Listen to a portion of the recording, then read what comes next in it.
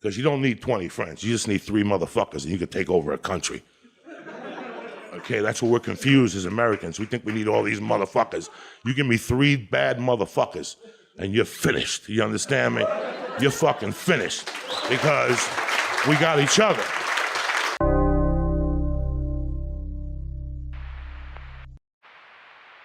The following program deals with a controversial subject. The theories expressed are not the only possible interpretation. The viewer is invited to make a judgment based on all available information. Oh, wait, they did send me something.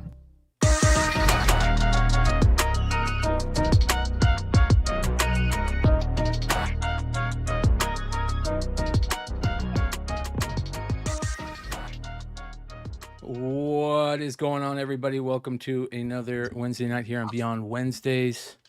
Got the crew with me. We're chilling. We're having a good time. That session was unreal. I got Joe backstage trying to tell me these stories. He's got to tell it to me like 3 times because I'm so stoned I can't figure it out. And then when I figure it out, it was fucking hilarious and it had me rolling. And Leg walked in on the second half of it, so he only got to. I walked in, and because I know him a little, I just walked in, so I know him a little late, and I was like, "Are we? I want to say something." I'm like, "Are we?" We're not live. Like, nope. I started up a little chat, and I'm like, "All right, no way, this good one's going down, not live, yeah." So, yeah. Yeah, for all the lip readers out there, have fun. Welcome everybody. Thank you for hanging out with us tonight. Dude, it's been a really busy couple months for Beyond Wednesdays. I mean, it has been nuts. And I think this is one of those nights where it's like there's not much going on and we're just going to hang out and bullshit. We got Mark probably is going to jump on with us in a little bit, and he's got some stuff to talk about. Yeah. So right. I'm staying up late. Yeah, and we've got new comic book day. I've got a market report. So we're just hanging out and having fun, you guys. This is in my opinion, the premier show on this channel. I have fun doing every single minute of every single show on this channel, but I really love this show because that we get that collector vibe in this show with these guys, especially. So, and I don't know about you guys, man, but like, when you watch the shows that you're not on, and I think all of you do a little more than I do. I'm missing you Wednesdays, and I'm like, I'm always like, I'll talk back to the TV. Like I watch most of them. I try to catch the Fridays and Saturdays, depending on, how much time or whatever. To my Wednesdays, my thing, I get up and I want to see what was going on the industry, So I saw, obviously, and last week was 2 of them. So we got to do a little of the tidal wave. And then last night, some Key Collector, which had to do with that as well. I like Nick, dude. Nick's always excellent content. Whenever he comes we haven't had, and Claire, he watches the other shows. So he loves it. Yeah. I hadn't had, and I'm a Plank subscriber to Key Collector. At the same time as, those of us talking crap about like digging blind, like memorizing comic books, is like an art. And anybody who's been in for the last 5 years in the store variant era, no offense to anybody, no offense to anybody who knows more than I. Well, that wouldn't even make sense. It knows more than I do, but like it was always like, man, I don't want anybody else to have access to information that I've spent years storing in my freaking head, right? I don't have the worst I would do is you try to hide looking up on eBay what you're looking at in the store. Yeah, you didn't want people watching. You don't want to get burnt. Yeah. If it's like $1, $2, $3, dude, put it in your stack. Be a man, buy that shit. We would never share our saved search lists, Yeah, well, we had one guy that the guy with the master list, Tim. Yeah, Walker, yeah. Like he eventually shared a master list, but his master list is what sells on the internet.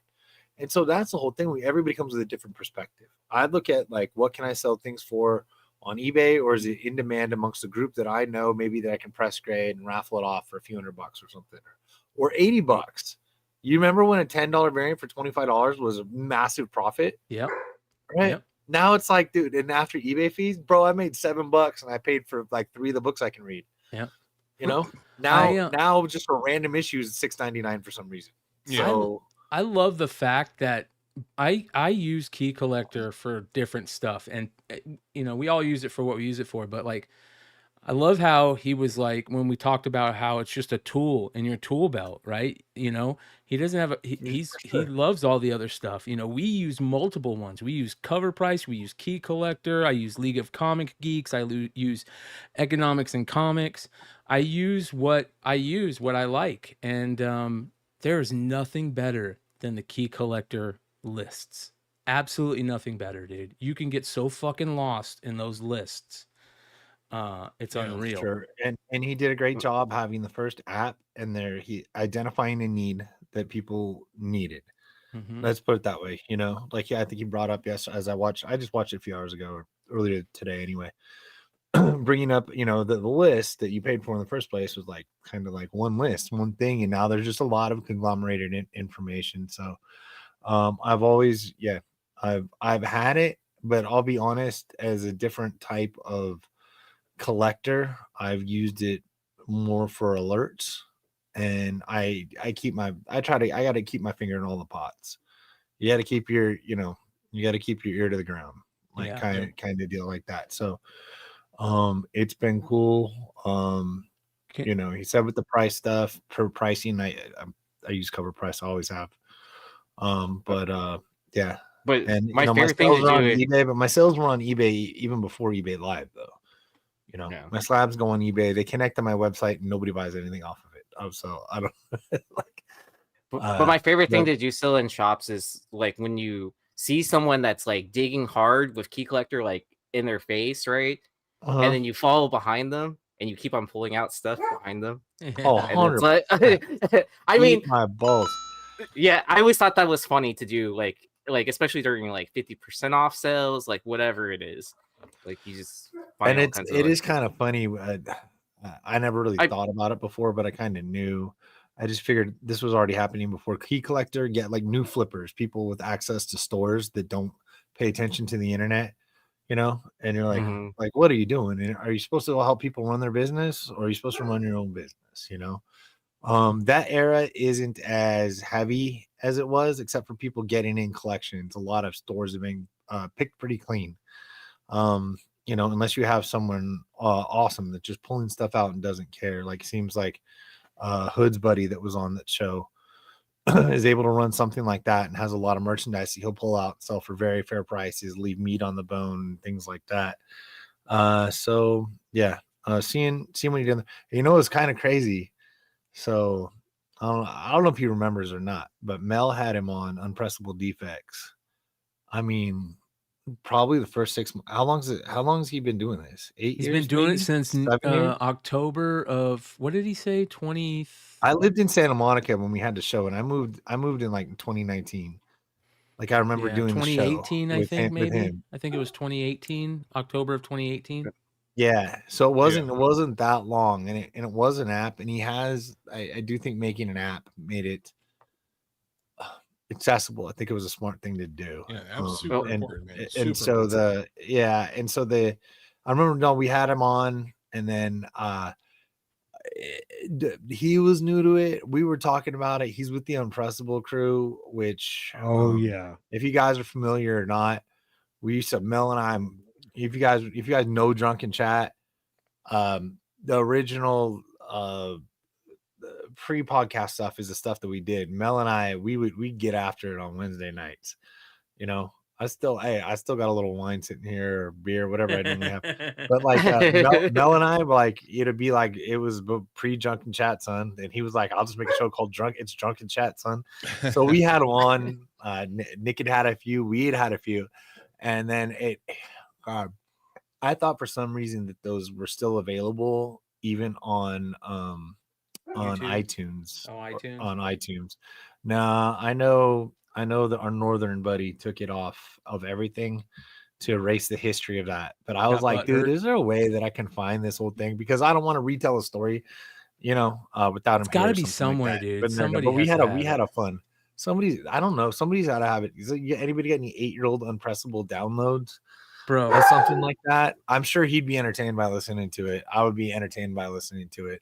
But it was the beginning of this stuff, And I remember going to LA Comic-Con, man, and I'd see husband and wife team, like literally she's controlling the app and he's going like that, and they're digging through the numbers. I've seen that too. 100%. And originally, A husband and wife this team. is I'm not going to knock a statement, or I'm not going to knock whatever it is yesterday. I don't need to. I don't dig with it really. That's just me.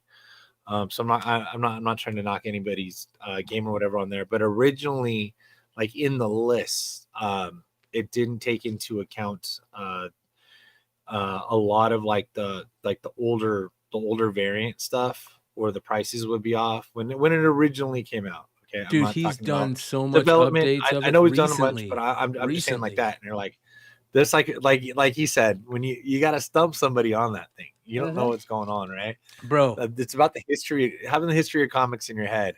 You're at a supreme advantage. I know I'm an advantage like selling comics live compared to people who like literally have only collected for like 2 years that don't have boobs. Right. all I want to say is Like, this. we All all I'm going got to say comic is book this. stories. I talked to Clutch about this. Clutch knows about this, but mine there have is something. fluctuated. There's something coming that's going to be really cool that we're going to do. I'm talking about it because I'm putting it into fruition, that we're going to do with a key collector. I like Nick. Nick's always supported the brand, and I think it's going to be a lot of fun. So, I mean, You sure he's gonna be okay with me? what are you talking about, bro? You're part of the Prospect 10. Of course Bro, he's okay with you. he used to pick on me, bro. Get out of here. That's probably what somebody else told you. Yeah. Yeah. By the way, have you guys ever seen this book? I've got an Instagram post like him us fighting with each other. No, Have you ever seen this If he's book? cool, if he wants to squash it, I would purchase it. He's cool with you, bro. He's cool with all of us, man. He loves the channel. He Loves probably all of us. He watches everything. He's probably too busy to care Yeah. about Instagram Hey man, fight. if that's cool, we're cool. Who is this artist? Who is this artist? And I've never seen this. And this book is absolutely amazing. The art, and look at the fucking comment from the girl. Okay, you pussies, over the top. Are you bro, I kidding gotta me? have that, dude. Are you kidding me? Like, I'm not one to What like is that? really geek out over titty books, but I'll take this titty book. Dude, because I call a lot. I use that word a lot. Yeah. Titty? No, pussies. Pussies. So, this is a book that shout out to Key Collector and Cover Price both have things about, which is freaking awesome. Bus line combat. Came into 1999. Wow. Yeah. Eros Comics, man. Eros Comics, the same company that put out the Adam Hughes, what's that book? Sally Forth. Okay. Yeah. This is like a James Kreider book who is in the chat right now. He says, I've got that bus line combat. I can look up the artist. And by the way, James Kreider is one of those guys who's got everything up in here, man. One of the best comic book content social medias you could ever watch. Go check out his IG. So Make sure to send Hood all your pussy books.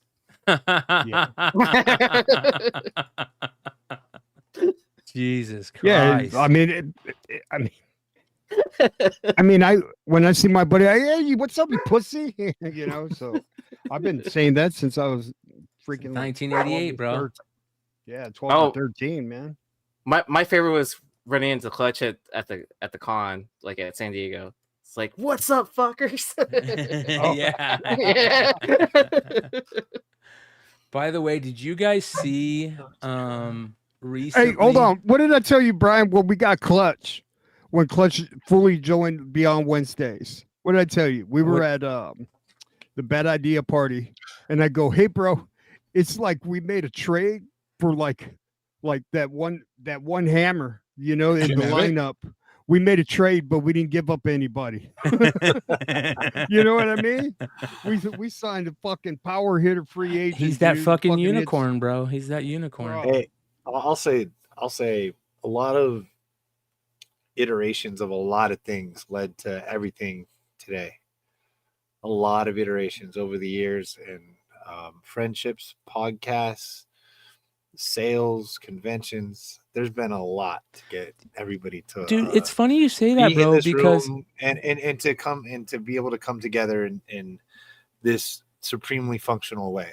I've seen this You know? like thought process going around like lately that there's no community in comic books. And dude, I cannot disagree more. Like it has been one of the best things that that I can say from like the friends that I've met in life have been in this community. Like the vast majority, you know, I've got my 5 or 6 friends that I grew up with, and you know, that we all have that are my brothers. But the rest of my brothers, the vast majority of them come from meeting them through this hobby some way. Which Yeah. Bro, when we were at the Airbnb, like it was just weird. You know, it's just like we had hung around for years and years and years. You know what I mean? And it was just like, hey, what's going on? Hey, yeah.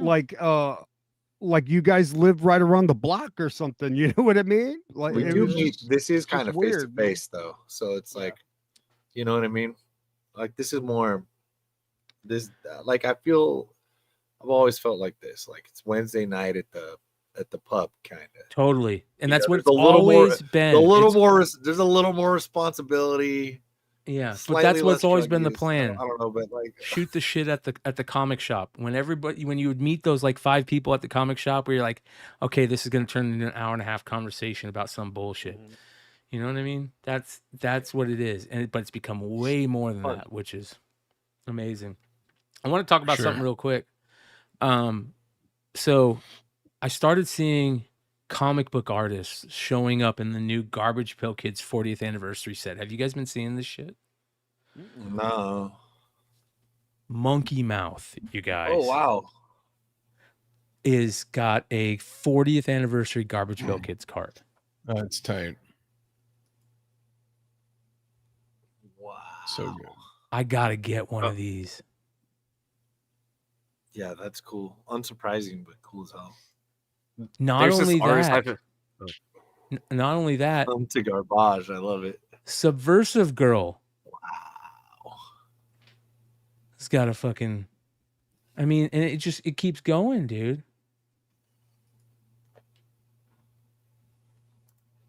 This is super cool right here. Mark Spears. We need a Mark Spears Garbage Pail Kids card. You think? Mm-hmm. Hey, Brian, check out this artist that I've been watching. So I put the private link in the chat. But anyways, shout out to JC Comics and stuff, because he sent me this artist because I was looking at different people to get commissions from, and I was thinking about getting one from this artist at San Diego. Actually, I was gonna try to pick up a piece that he was selling on one of his websites, but it turned out that piece had already sold. But I followed him on Instagram anyways, and he's doing all these Star Wars and Marvel cards coming up. He's doing like the sketch commissions, like that you pull out of the different card subsets. So but he's also doing commissions on like blank cards as well. Oh, so that's yeah, cool. so he just announced his deal with like wow. Tops Marvel and stuff like that. But he has some really cool pieces. So Yeah. Bro, he's good, man. yeah, so Dude, look at that Wanda, bro. I should have secured the commission first before Painting it. announcing it to the world. But Pretty cool. you know, but that's what art's for, you know, to enjoy it. Oh, I enjoy that. Jesus, Yeah. that's good, man. Dude, that's awesome. Yeah. I tell you We what. found I've- another one. Thank you, Aaron. You know what I've no, seen thank lately? you, JC Comics and stuff. Oh, JC seen- Thank you, JC. Yeah. I've seen some of the best art in a long time that I've ever seen lately out of a lot of the artists that we've been talking about on the podcast or on the YouTube channel. And there's so much stuff coming. You guys are going to be blown away. You know, just put this in your mind. You guys are going to be blown away what's coming in the next 4 months. It's nuts. And I was just thinking that too, man. it's crazy, Well, right? But There's some really cool shit. But do you ever see a correlation between like when a lot of people are struggling, like either economically or whatever is going on, like art always like shoots up in those stressful time periods, like people's creativity outlets like go way up. And so I always feel like during those time periods, like whether it's art, music, whatever, Yeah. like it pushes through like another wall or ceiling or whatever you want to say. 100%. Yeah. No doubt. Well, I mean, about especially it. with the challenges now with technology too, right? That like artists really have to throw down nowadays to just to even compete with, you know, AI and all that. But Sharon, like there's artists that are good, sometimes great, but then there's other artists that were touched by the hand of God. And I think you can clearly see like some people like play on a level that not to say that other people's art isn't good and good in their own right, but clearly like what we've seen over the last 3 or 4 years is like people that their art should be in a gallery is on a freaking comic book because that's the fastest way they can show off their art. That from my perspective, right? And it could be totally different, but that's what I'm seeing now. Like, and I don't want to say some artists that I think, but it's different now. Like you see what like when you see great, you're looking for great all the time. Yes. Like everybody just keeps on raising the bar over and over and over. Well, I want to again, talk man. about that, Hood, because I saw this is the first time I've ever seen this. And we've got him on the show, ladies and gentlemen. Mark Spears joins us. Okay, so Mark, hold on here, bro, because this is interesting. This is the first time I've ever seen this. And you've probably seen it quite a bit, but this was cool. A Monsters blank, an artist other than Mark doing a cover on a Monsters blank. Did you see this? Yeah, I saw that the other day on Instagram. Yep. How fucking cool is that, dude? I've even seen at FarleyCon someone brought me remarks of monsters where someone changed Dracula to the Count from Sesame Street. Oh, that's awesome. Amazing. That's so awesome. yeah, man, that's something when you see that. It's really interesting because you know, at first when I saw that, I was like, wait, I don't remember printing that. That's how good that is. That guy went around all that cover to put that red around monsters. It almost looks like it was printed red at the top. That's pretty sick. That's how good it was. Yeah, that's so cool, bro. That's so cool. So did you sound the Count one, Mark? Ha ha ha, Yep. Spears. I want to say I might have done that. I can't remember. Oh, that'd be awesome. I can't wait I to see should have put one, two. I love that. Those were the days, bro. Yeah, dude. Speaking of that, did you see those Garbage Pail Kids, man? Yeah, right when I got on, that's what y'all were looking at when I got set down on my computer. Dude, yeah, I want one of those. But of course, I might have something like that in the future. Of course you might. Well, Yeah. at least we might have something like that cooking. So Yes, sir. Yes, sir. Speaking of yeah, that, I heard when Hood was saying about artists touched by God, I was like, oh, I better get on there real quick because I was going to have I had on my name it said Mark Spears touched by Red Hood. Then I went, nah, I'll be on comic book drama. So I didn't. Yeah, I love you, bro. You're awesome, dude. I love you, bro. Speaking, I didn't know of the that, phrase was what happens in Alabama. Yeah. Jesus. All right. So I was gonna say something, man. Damn it. So get behind me, Satan. Get behind me, bro. We gotta talk about blind bags because blind bags are coming up, brother. And have you announced everything that's gonna be in the blind bags yet? Have you talked about that yet? No, which I think I can tonight because now we're finally getting into it and I can actually because I'm working on the graphics for it. So it's set in stone. We're doing it now. Before I was a little worried, hesitant. I don't ever want to mention something and then we go, oh, we can't do it, something like that. So I'll probably put in a social media post up tomorrow about it, but I'll announce it here first. Of course, hey, maybe your audience can help a little bit. We'll do an interactive thing. The only thing I'm hung up on is the name of this. I've talked to you about it, Brian. There's so many names you could do it, but the golden ticket idea, everybody knows what that is, a golden ticket. It's like Willy Wonka. We're going to put 13 golden tickets randomly inside the books. They could be in the base books. They could be in the foil. You just don't know. And when you get one of those, it'll have a number on there, like a little serialized number to where each one of them's different. So we know you didn't just fabricate it, that it's actually one of the real ones. And you will contact KeenSpot and you will get sent from me personally a CGC 1 of 1 of the Monster and the Wolf comics. We will take, some I'll take and I'll recolor or change the background, change the trade dress, whatever it is. It's going to be a 1 of 1 though. Only one will exist. I will sign it. It will say 1 of 1 on there. And you will get that sent to you. So we will actually watch and chart those as they go out, so that way we know how many is still out there in the wild, just like in sports cards, we want to know.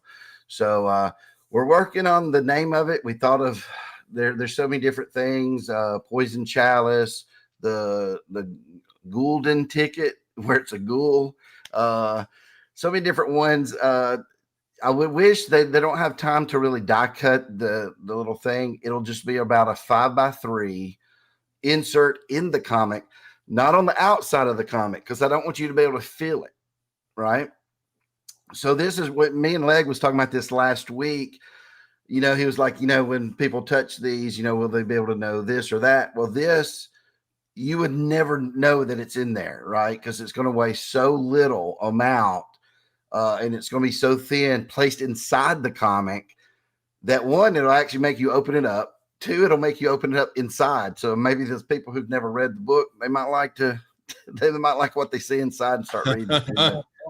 But I think it's a great idea. Me and Brian, we had talked about this day one when we was talking about this concept. You said you need to do something like that. And I think this elevates it a little bit more. I don't know if it sells, more blind bag to someone who wasn't going to buy one. No, I don't care. But this at least helps out the people who are getting them already. It's another little extra. And that's what I wanted to give back. I wanted it to be something special. It's an extra treat. Terrifying treat. Yeah. Hey, listen, I think the 2 that were the best, in my opinion, were the Golden Ticket and the Crypt Key, right? If you did something with Crypt Key. But I want to know what the guys on the panel think. Do you guys think what do you guys think? Anything? Trying to brainstorm currently. And Mark, you said 1 of 1. So you're going to take Monster and Wolf and basically you're going to remark it? No, it's going to be a 1 of 1 printed copy of like a 1 of 1. Black Prism card, like the Josh Jacobs I own. Printed. Let me just throw this out there. I don't know if this is actually one. That Chamber of Chills homage I'm doing, right? With the glass. Say her dress and the trade dress is recolored, right? Only 1 is made. Now, what we'd probably do is make 5, actually, and the truth be told. And the reason is we want to pick the very best one to send to CGC. You destroy the others. It's a 1 of 1. It'll have my name written on it on the back. We'll even make it on the print, a 1 of 1. We won't even be in handwriting. It'll be a 1 of 1 book. So not only are you getting a 1 of 1, like, little sketch or whatever it's going to be on there, my name, you're getting this. It's only 1 printed in the world when it's finally done. That's pretty so sick. We're going to do 13 of those. I'm covering the cost myself until KeenSpot. I'll CGC it because I don't want it to be where I send it to, like, say Clutch gets it. Of course, that'd be scandalous if Clutch got it. But if Clutch got it and then he goes, Mark, you sent it to me. I know his wife's name. So I want to make sure it's CGC'd. It's already graded for you. we'll insure that sucker for a lot, and then we'll send it out to you. We're going to treat it with white gloves the whole way, and we're going to make it a big event when someone gets one. So are you gonna fly it out yourself? Oh, dude, that would be awesome. I might fly Red out to deliver everyone. With gloves. You can send the boys. Put the boys in a plane. They have the hand delivery. Here's a question about it though. Are you going to put an expiration date on the golden ticket? Because like that's you can't. We might do that because I don't want to be doing this 20 years from now. Somebody contact me and said, "Man, I found one of these in my attic." My dad. Right. That's what I'm saying. Like, but you should at least put like 5 years on it, Mark. You know what I mean? Yeah. Do something like reasonable, that. like 5 years. Yeah. I mean, I wouldn't. Yeah, like a year is too soon. Make us open it. Yeah. If you do one, you could see more people open. I will probably put a limit on there just because you're right. I don't, because I don't want to, because I'll be the one keeping up with them for that long, and I don't want to misplace one or something like that. You're going to force everybody to open up all their blind bags. This is a really good idea, Mark. Listen to this. Unholy Grail. That's the tickets should be ghoulish playing cards. And you should do 6 different ones. Oh, just like on the front of it, it looks like a playing card. Yeah. Like a 6 of diamonds or whatever. Yeah, something like that. Yeah, maybe. I can do that. That's a good idea. Well, it's 13. So, yeah, you would have a whole run, right? You would have 2 through ace would be 13, wouldn't it? Yeah. So, yeah, you can do that. That would be cool. Unholy Grail. I like that name. Unholy Grail. That's a good one. Yeah. Unholy Grail. Dude, Which one? Shout out to Unholy Grail. Ryan in the chat. Yeah. Unholy Grail. Yeah. So we'll probably put just wrote that down. Expiration date. Did you? We'll also put that right there. We can't guarantee the grading, but like I said, I'm going to spend the money to make sure we have a really good copy to send in to get graded. And that's the only one that will get graded. So because there's only going to be one. So I'm going to test this out real quick. I got a poll going. I've got golden ticket, crypt key, unholy grail, or playing cards. And I'm just going to start a poll, you guys in the chat. You guys play around with that for a while. We'll check it out later. How about the Hell Pass? The Hell Pass. Hell Pass is pretty good. I like that too. I like that. Yeah. Pass. So Mark, sell me on upping my order. I currently have 200 on pre-order. I'll be right back. Paid for. So convince me of why I should up my order to higher numbers, and then can you give me a general breakdown of how the blind bags were working? Yeah. Okay. So let's say you're at 200 right now, which is really pretty good. But so basically, what is, because a lot of times I do need to get this information more out there. Okay. So we're going to have probably over 80 covers total, right? We started out at over 75, and I've already got some more. I got the Invisible Man showing up on the cover for the first time. You can't see him though. You can't see it though. I got a glow in the dark Invisible Man. I'll have to show you all those next week. Man, did John Cena give you the rights? Can't see them, so yeah, I've you got just can't see it. Yeah, I got a bunch of new covers that's going to be there. We won't know the final orders until September. But again, I'm doing it with percentages, so I keep breaking it down to where if we have 40 regular covers, and then those 40 are also a version of those is a foil, and then we also have a few 5 or so glow in the dark, and then designs, and then we have 5 or so black and white. So say we're up to 80, 90 covers. I don't know, because every time you add another base, you're adding another foil as well. And it could be I think they can also do foil glow in the dark. So there could be 2 versions of glow in the dark. I haven't decided on that yet. But so the more covers I do, the less are going to be printed, right? So the base set, if you look at that way, say there's 40 of those, say they're only printed 6,000 times. So now, no matter what you open, it's kind of rare, because you're talking about the last time we did 6,000 copies of even a Monsters comic was probably issue 3 or 2, because we grew so big to where everything was over 10,000, no matter what cover you got, just about. So that's one thing I'm doing. The foil is 1 in 14 chance. So out of those 200 you got, I can't do the math that quick, but 1 out of 14 of every one you open supposed to be a foil. You know, it ain't guaranteed, but you know, out of those 200, you could actually get 25, 30, 40, 50 foil. You just don't know. Also, glow in the dark is a 1 in 500, I think. That's cool. That's cool. So, yep, we want the glow in the dark out there. We're going to probably add a few more, but they're 1 in 500 chance of getting those. The black and white is the same odds of getting those. And then, so after all that, which I think is a pretty good sell there, I think it's a pretty good blind bag because you're getting, no matter what you're getting, I think you're getting pretty good artwork on the cover. You're also getting a limited print run of it. Then we're throwing in 13 of the comics. So let's say there's 200,000 printed, 300,000 printed. 13 of them will have the golden ticket or whatever we're going to call that inside.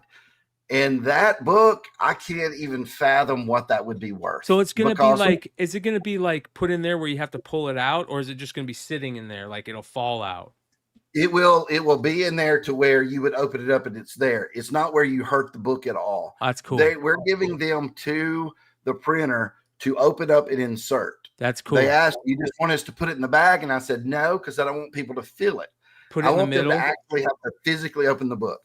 So even if somehow you could tell a foil from a non-foil, you know, it's me and Leg and Brian was talking about that last week off camera. You still don't know if that book has the ticket. So you're opening your books up and you go, this is already got this one yesterday. You're going to flip through that book because you want to make sure it's not, you know, it might have the golden ticket in there. Yeah. So it ain't just like you heard open and then you're like, I'm done. Give me the next one. I think this also creates excitement for the retailers, the guys online who are going to be selling them, because it's like, hey man, is it in there? You know, and who knows what that's worth. It's not just a 1 of 1, like a sketch. It's a 1 of 1 book, which is, I think, even more valuable because I could just throw sketch covers in there and said they're 1 of 1. But this is a 1 of 1 comic with me drawing on top of it. And, you know, I'll put some bats or something on there and I'll sign it and everything else. So, and then it'll also be graded for you already. So, you know, you'll have all the information for you. So, and we're doing that because originally we thought about putting the books out there, actually putting the 1 of 1s in the wild. But then we were thinking, what if they got damaged? Oh, that would be horrible. So that's why we. That's cool, and because you're grading them all, but at the same time, like, man, if you could figure out a way to throw a couple like things in there that are like, you know, like sketch covers. Are you going to do sketch covers at all on blanks or anything? We talked about me because there is a sketch cover in the book, right? Monster the Wolf sketch cover. We talked about me doing some of those, doing some kind ones. The only problem would be they have to get them to me in time. Yeah. And me, you know, I could turn them around in a day and get them back to them, you know, but it's a problem with them. And I don't want to make it to where this is late. So if they can get it to me in time, once they start printing, I think we're fine. Now, if that's something that can't happen now, I think it is something we could do with Christmas ones because they put Christmas FOC way early, right? It's not a month. It's like 2 months ahead of time. So on something like that, I think there would be more room for that. But I'm all up for it. I would love to sign some of these. I would love to sketch some stuff on them. I think that's even better because it gives you more things to win, right? It's like a little treat bag. Again, trick or treat. And if we can pull that off, we are, but I'm not sure that yet. So we haven't advertised that. But tomorrow we'll start letting everybody know about the golden ticket because that's a definite now. The only thing I got an idea. I got an idea, bro. Yeah. Want to hear it? Yeah, go for it. Okay, so you know, like the Maker's Mark. Yeah. Right, the whiskey or whatever. It's Monster's Mark. Right. So I looked on there if there was a Maker's Mark ticket. Bro, look at that. So if you put a Monster's Mark ticket, I mean, that could work.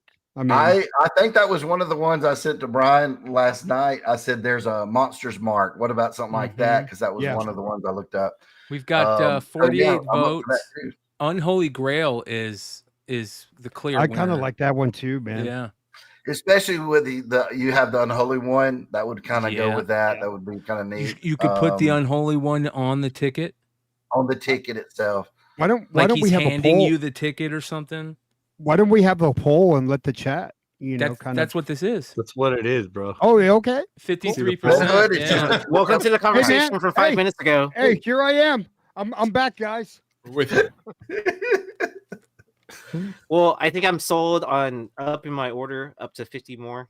So I gotta Hey, get it. Mark. Well, if you're my homeboy Yeah, Steven, he right, says okay. he's down for Yeah, a I know, I'm midnight, right. a midnight release. Yeah, me and Brian was talking about that. Brian was gracious enough, said, "Hey, you want to host it over here? We'll do it. We can have a little watch I party told over here." Steven to put a big Well, flat check this screen out. as the people are coming into the shop, and you Check- can tell them all, hey, and Yeah, Check this Oh, out. and dude. then just as a reminder, what's FOC? What date is that? And September what's- 1st as of right now, and I think it's the FOC and the other thing. What was the other that The you street date? normally- now the street date's October 1st, but Okay. some retailer was saying that the FOC and the other date is really close together on this. Not the street date though. It was like August Did it- 28th and FOC the first orders or something and the final the orders. initial orders. Initial orders. That's it. Yeah. So he said they're really close together, and he hadn't seen that before. So, but is right now we're hearing FOC is the September 1st, which I don't really think they could change it now. We only got about 2 more weeks left. Could Yeah. So you know your idea, bro, that you were talking about with doing the midnight thing? So yeah, me and Mark were talking, and check out this idea. We kind of floated this idea. We don't know if it's going to happen, but I'm open to it. Yep. To do like a special midnight release show where the show starts when it's close to midnight out in the East Coast, and then it lasts till it's midnight in the West Coast. And any comic shop out there that wants to set up, cameras or set up an event at their thing, we can work with those people somehow and have them jump on the show and say hello, and we say hello to their, to the midnight release. How's it going? Da da da. We could answer do questions. something like that. We Yeah. talk about covers. Maybe I'll even show off a few of the covers at that point that no one even knows exist yet. Like we go ahead and show a few. Of course, so again, I'm gonna keep some secret because I think that's I That's loved the it when you fun. looked on the back of a card, like an action figure, and it would show ones that you didn't know what they were going to be. I'm still going to do that. I'm going to have some mystery out there to this because I think it needs that. Ooh, I can't wait to see those. Yeah, where it's So- like Yeah, like that. that cover doesn't even exist. Yes, Yeah. it does because I have it. and I'm trying to, because I think we was talking before about a checklist and stuff. What I'm looking at trying to do, maybe even on the front of the cover somewhere, there's like maybe at the very bottom, like left or something, there would be like A2, A4, so what cover you got, right? So not even just by description. So that way, when you look on the back and you say, dude, there's A through A1 through A90, you will know what cover that is. We can fill in some kind of description, but it's hard because there might be so many, werewolf covers or Frankenstein covers or Mad Hatter covers, things like that. So I think if we could put it somewhere on there on the front cover, just very little, maybe like down at the bottom right or bottom left. That way people would know on their checklist, so they can say, oh, okay, this is what I actually have. Because I'm trying not to use. I would put it where KeenSpot puts their stuff, but sometimes it's not going to be on there. It might be a cover where I didn't want to have that at the very top or something. So we could find a good place for it that kind of hides it, doesn't hurt the artwork at all. But that way everybody would know what they got right when they opened it up. Yeah. So. Yeah, it's dope, dude. It's gonna be so much fun, and I think that if, like we were saying, if you're a store out there, if you're a brick and mortar that's going to be doing some type of midnight release for this or some type of sale or something, let us know, and maybe if we do that show, I'm letting Steven. I'm letting you know that Steven wants to be the first. there we go. There he Sounds is. good. Let's do Except he's in Central Time, so he won't be the first. it. Well, He's the first to sign up. Then He's we'll the go first to on at sign 9 up, o'clock yes. and say it's midnight. Well, hey, we might only have 5 stores. We can bring them on in rotation. You know, we Yep. could be like, let's check on this other store now and stuff like that. Yep. I want it to be where, you know, we'll have to cut off at some point. But if you're out there in your store and you want to do something, some kind of special thing that night, reach out to Brian. I'll throw a party in here, dude. There you go. All right, Greg will have check a in. an issue. FOC is September 1st. Street date is October 1st. Well, October 1st. I'll tell you how crazy Steven is. He went and had a projector screen Ooh. put out there in front of his comic shop and showed movies and people. He had chairs and everything, so people driving could see Transformers. I think he was showing Transformers, and it looked like a drive-in movie theater. I'm surprised he didn't cause a car That's accident. amazing. Man. Oh, yeah. Actually, his shop is kind of perfect for that. The way it's like laid out. Like, Yeah, when he had has that a- food truck out there and stuff like that. So is it on that side where the food truck is, or on the Yeah, opposite that's what side? you remember where. Okay, so you remember where the food truck was?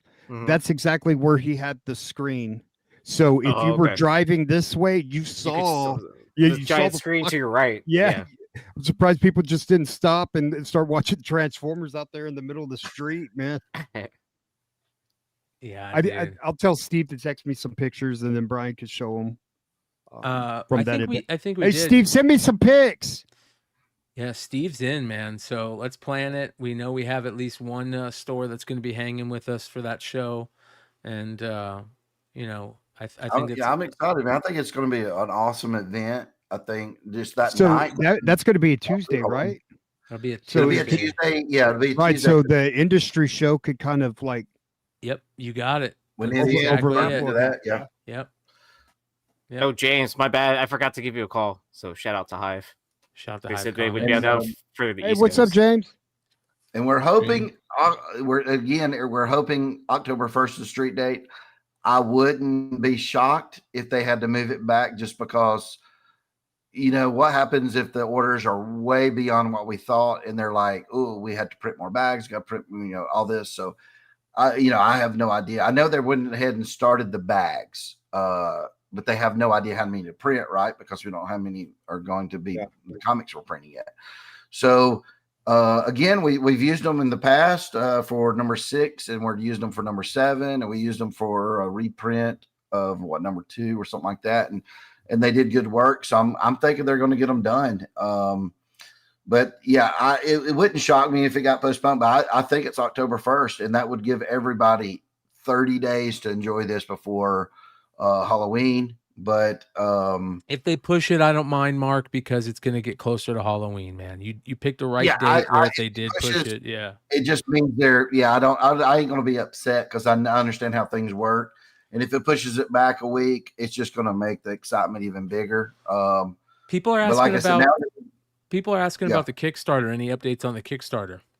Yeah, we have the books. We're going through it right now, and I would say we're about half done going through everything. What we're doing is I got people. It looks so funny. I need to take some pictures. You got people with gloves on, right? They got these like medical gloves on. They're going through every comic and making sure it's okay. Anything damaged, they're putting off to the side because then we'll relook at those. But so make sure we have enough because I ordered like 20 extra of everything for the damages. You're hoping it'll fall into that range. So we're still going through that. I'm thinking by next week, by sometime next week, might be the end of next week, we'll have gone through everything. And then it's me sitting there with stacks of anything that was printed less than 200. I think if it was 150 or 100, I have to sign a number on the back. So I got some little, not the thick Sharpies, but the little smaller ones. Those are dope. Yeah, I got those. And on the back, this time I decided to be able to do that. If it's cardstock, it's a white back cover. If it's foil, it's silver on the back. So I'm just going to sit there, Mark Spears, 1 of 100, 2 of 100, and we'll start rebagging boarding those. So right now they're bagging boarding everything. So just to make sure everything stays. Have you legit. tested out those new Sharpies, those new Sharpie paint pens that they did? They're like, we used them in San Diego, bro, and they are fantastic. And they have both sizes. They are so good. Try it, because the paint ones are killing me because they're so, you can mess up so easy on those. You know what I'm saying? It's just so these are like a different weird style. Sharpie. You should try them. They're actually, I'll try them. So they're actual Sharpies. Actual Sharpie, dude. Yeah, dude. They're absolutely amazing. I'll tell you the name of the set. Both me and Lake brought a new set, and I had all the guys sign the Grommets books in different colors, and it was it's almost impossible, I feel, to smear any of it. Like, you know what I mean? That's how good they are in all different colors. So they work really well. They're not as wet. So you know better, obviously, but not as vibrant maybe as the Posca, but it's good stuff. Well, actually, the only thing is when you're using those real paint, I was signing things today over there at where we ship stuff, and it's like, they'll dry out so quickly or run out of paint. Then you're having to redo it and reprime it, and it's just I don't know. You can get some good signatures out of it, but you're only going to get, to me, you get like 10, 20 good ones out of 100, just because after a while it starts fading out and doesn't look as fluid.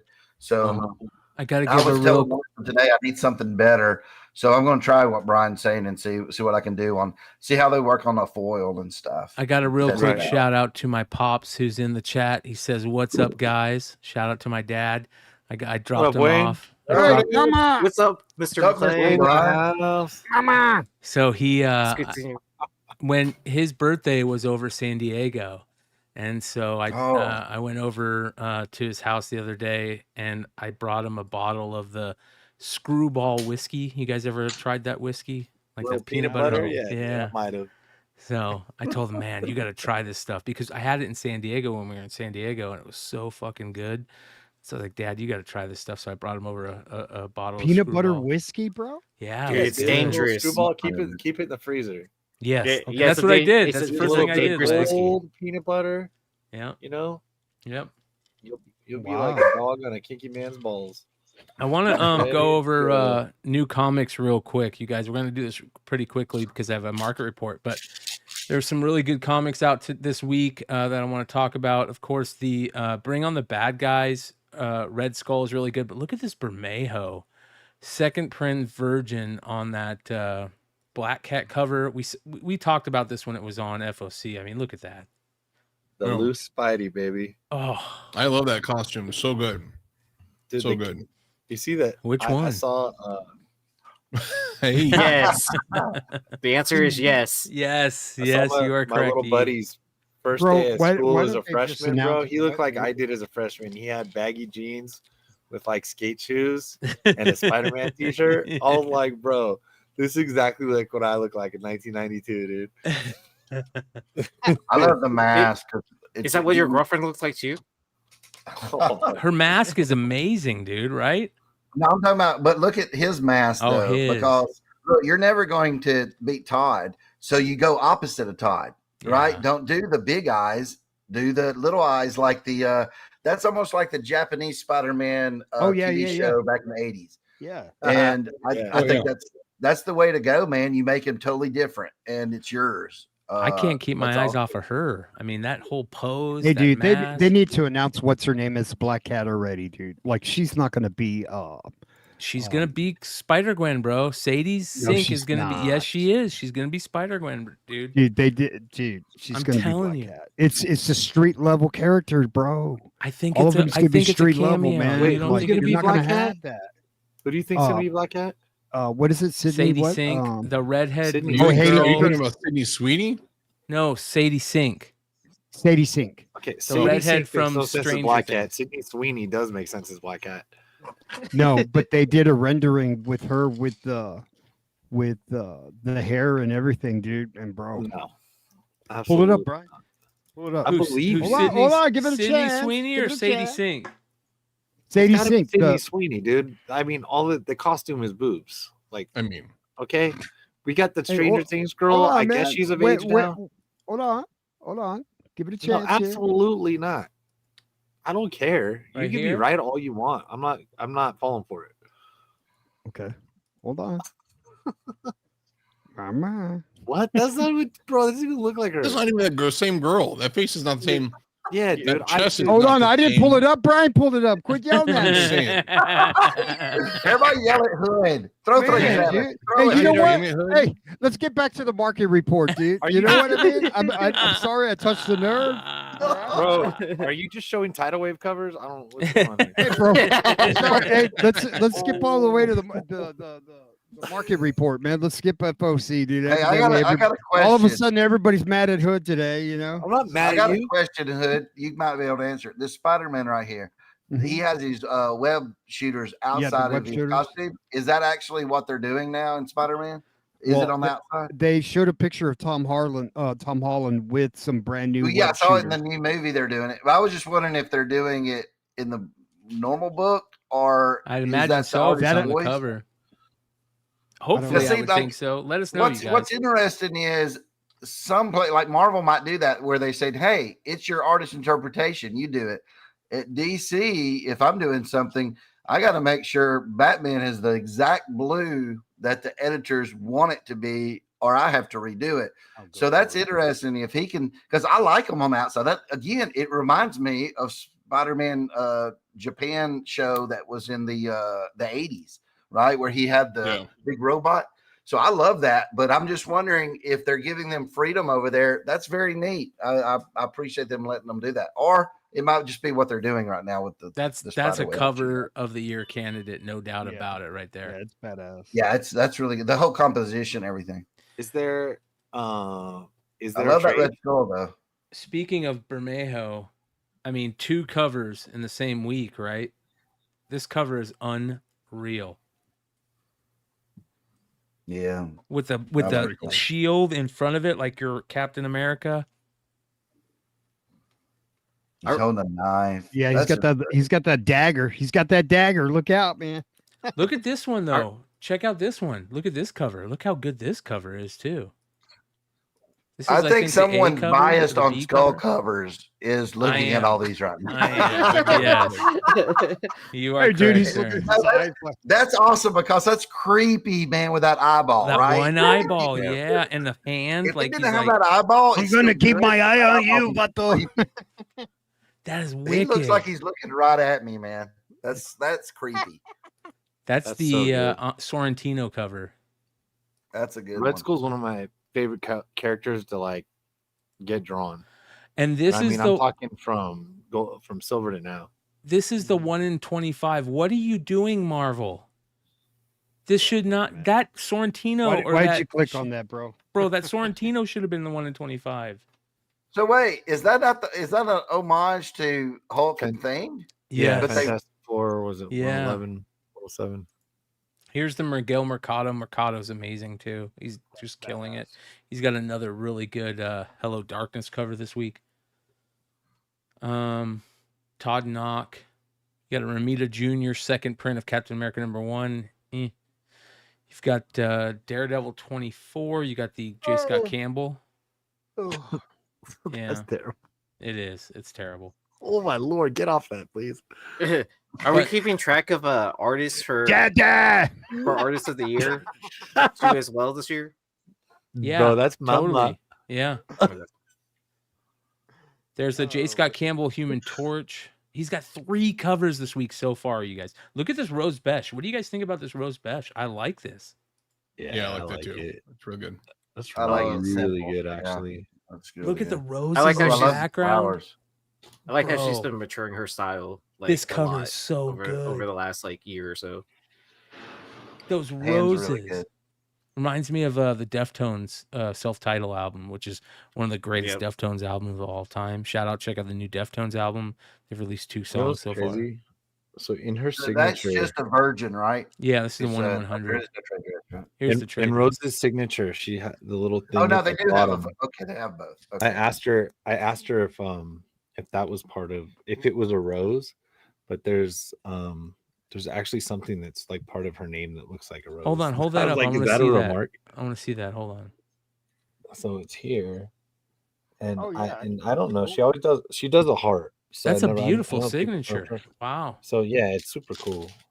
I've got some more examples, but like, so and right there, and I was like, hey, I'm just curious. It's like, is that a rose? She's like, no, that's just like that's how you write. That's actually, and I clearly don't know. So, yeah, it's pretty cool. It's one of Yeah, the that's cool books. badass. You pick some nice stuff on her. She's got such That's great sick. work, dude. So much Yeah. good stuff to choose from.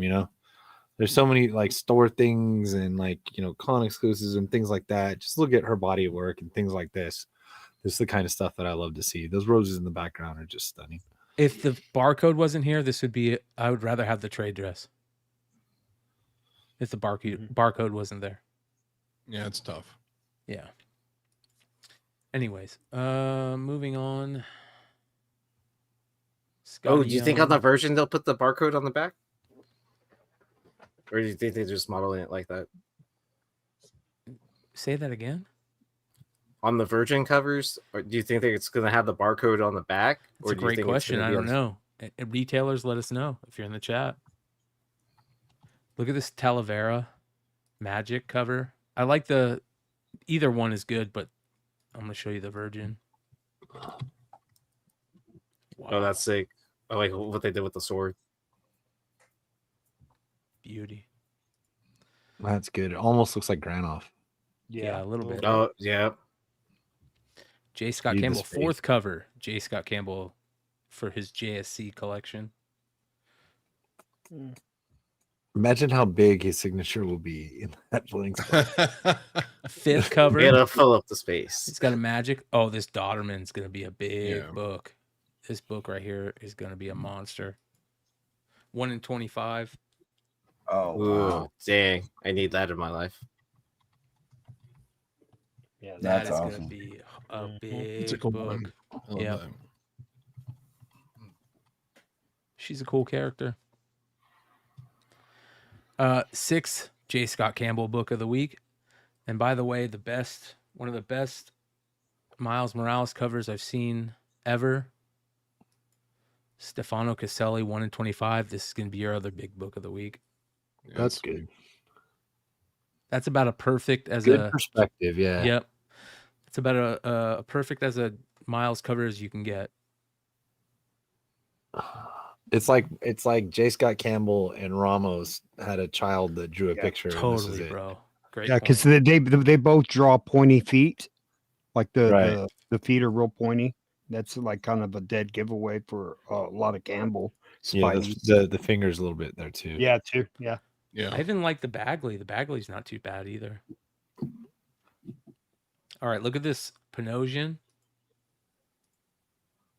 for the Predator Spider-Man style cover, I guess. What happened to Pete? It's ugly. He's got a tooth off. Yeah. He's got a droopy tooth. That's what happens when you go through puberty, right? This is what happens. Jesus. Well, yeah, I think growing Bro, up, did he put freckles on the Predator? maybe you just can't see it with that red light. This is the Delato. This series is supposed to be really good. Oh, Did anyone else read the Aliens one that Marvel had out? I've been I never finished following it. Darth Lopez has been doing a series where he's reviewing it, which is really good. I've heard all of those for the most part, all of the Aliens and Predator crossovers that they've been doing have been really, really good. I heard the Aliens storyline got really good when they reset it, and then when Marvel actually acquired Predator, that's the Alien series to read, not the first one that they put out. 1 in 25 right here. In Hook Lee.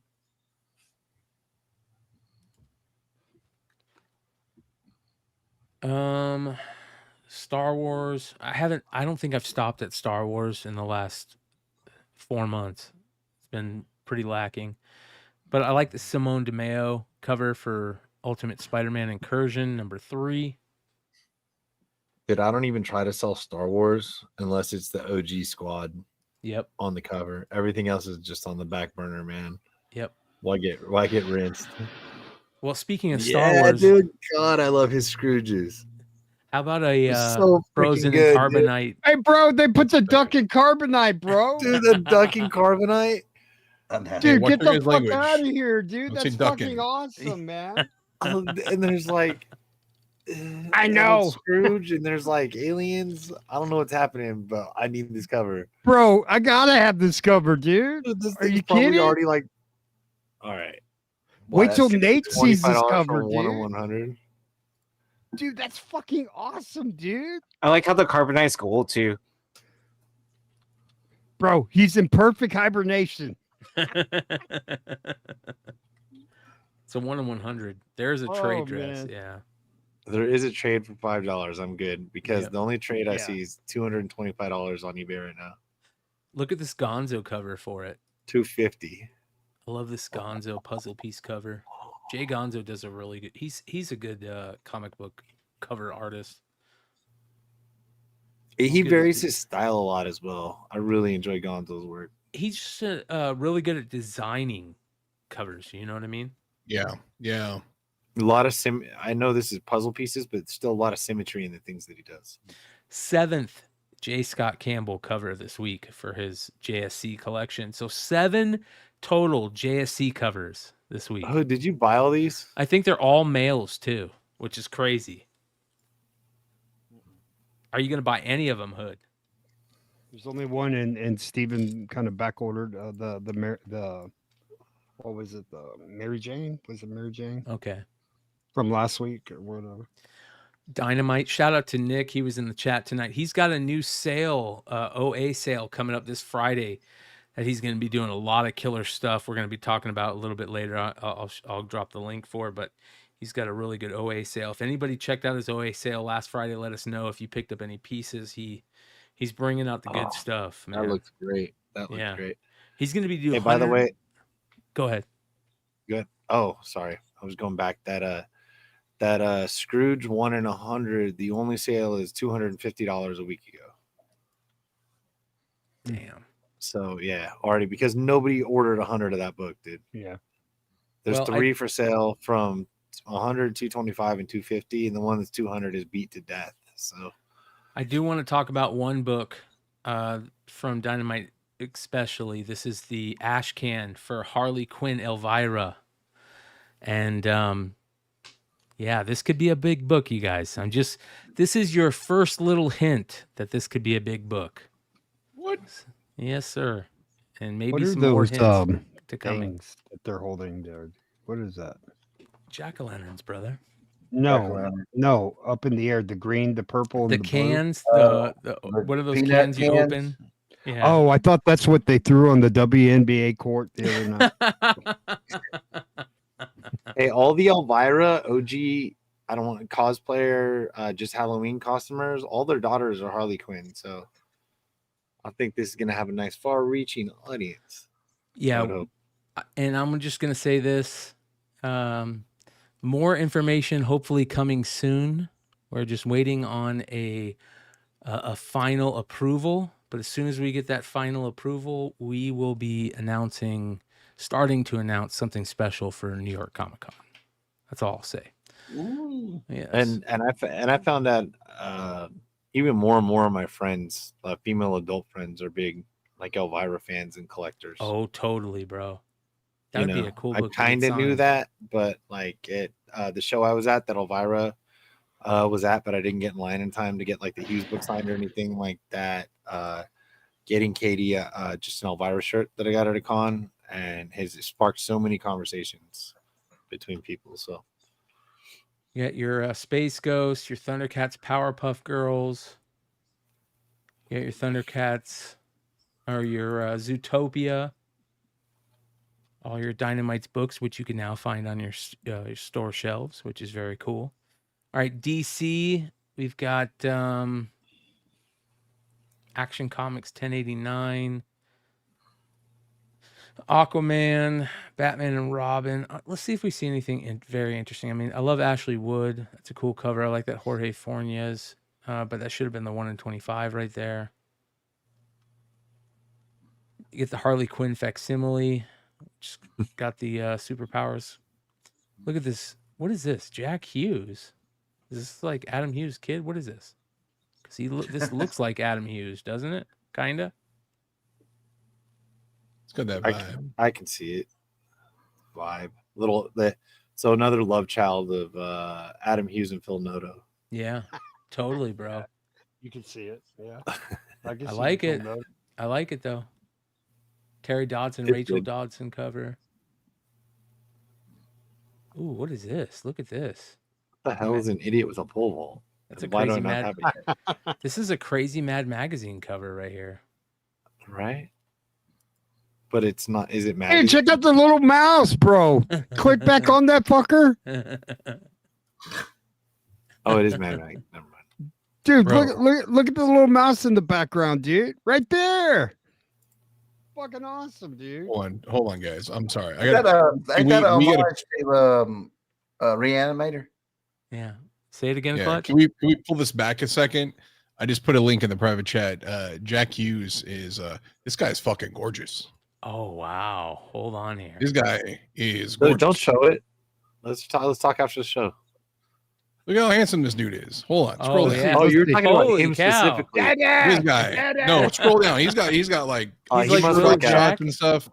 He He's must like work Will out. Jack. Yeah, he's like Will Jack, bro. Dude, look at this guy. Bro, dude, he's a model, bro. He's Dude, like Will Jack, dude. He's not Adam Hughes' son. That's for sure. Oh, Bro. he's from the Anything's UK. He's from London. He's from the UK. He's all malnourished, so that's why he's Dude. Bro, he'll be the first artist to have prints of himself and the comic book to sign, dude.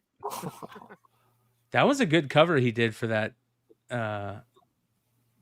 Green Lantern book. The book was terrible, but the cover was amazing. Wow, there you go. That We dude's found got- our new oh, Will he just- Jack. I don't think He he's looks done like a the lot dude of from Daisy Jones and the Six. Yeah. And he was also in Hunger Games. That guy. Um, Look how good that that- cover is, dude. That totally just stands out. That's a really good I like cover. his That's a good choice. cover.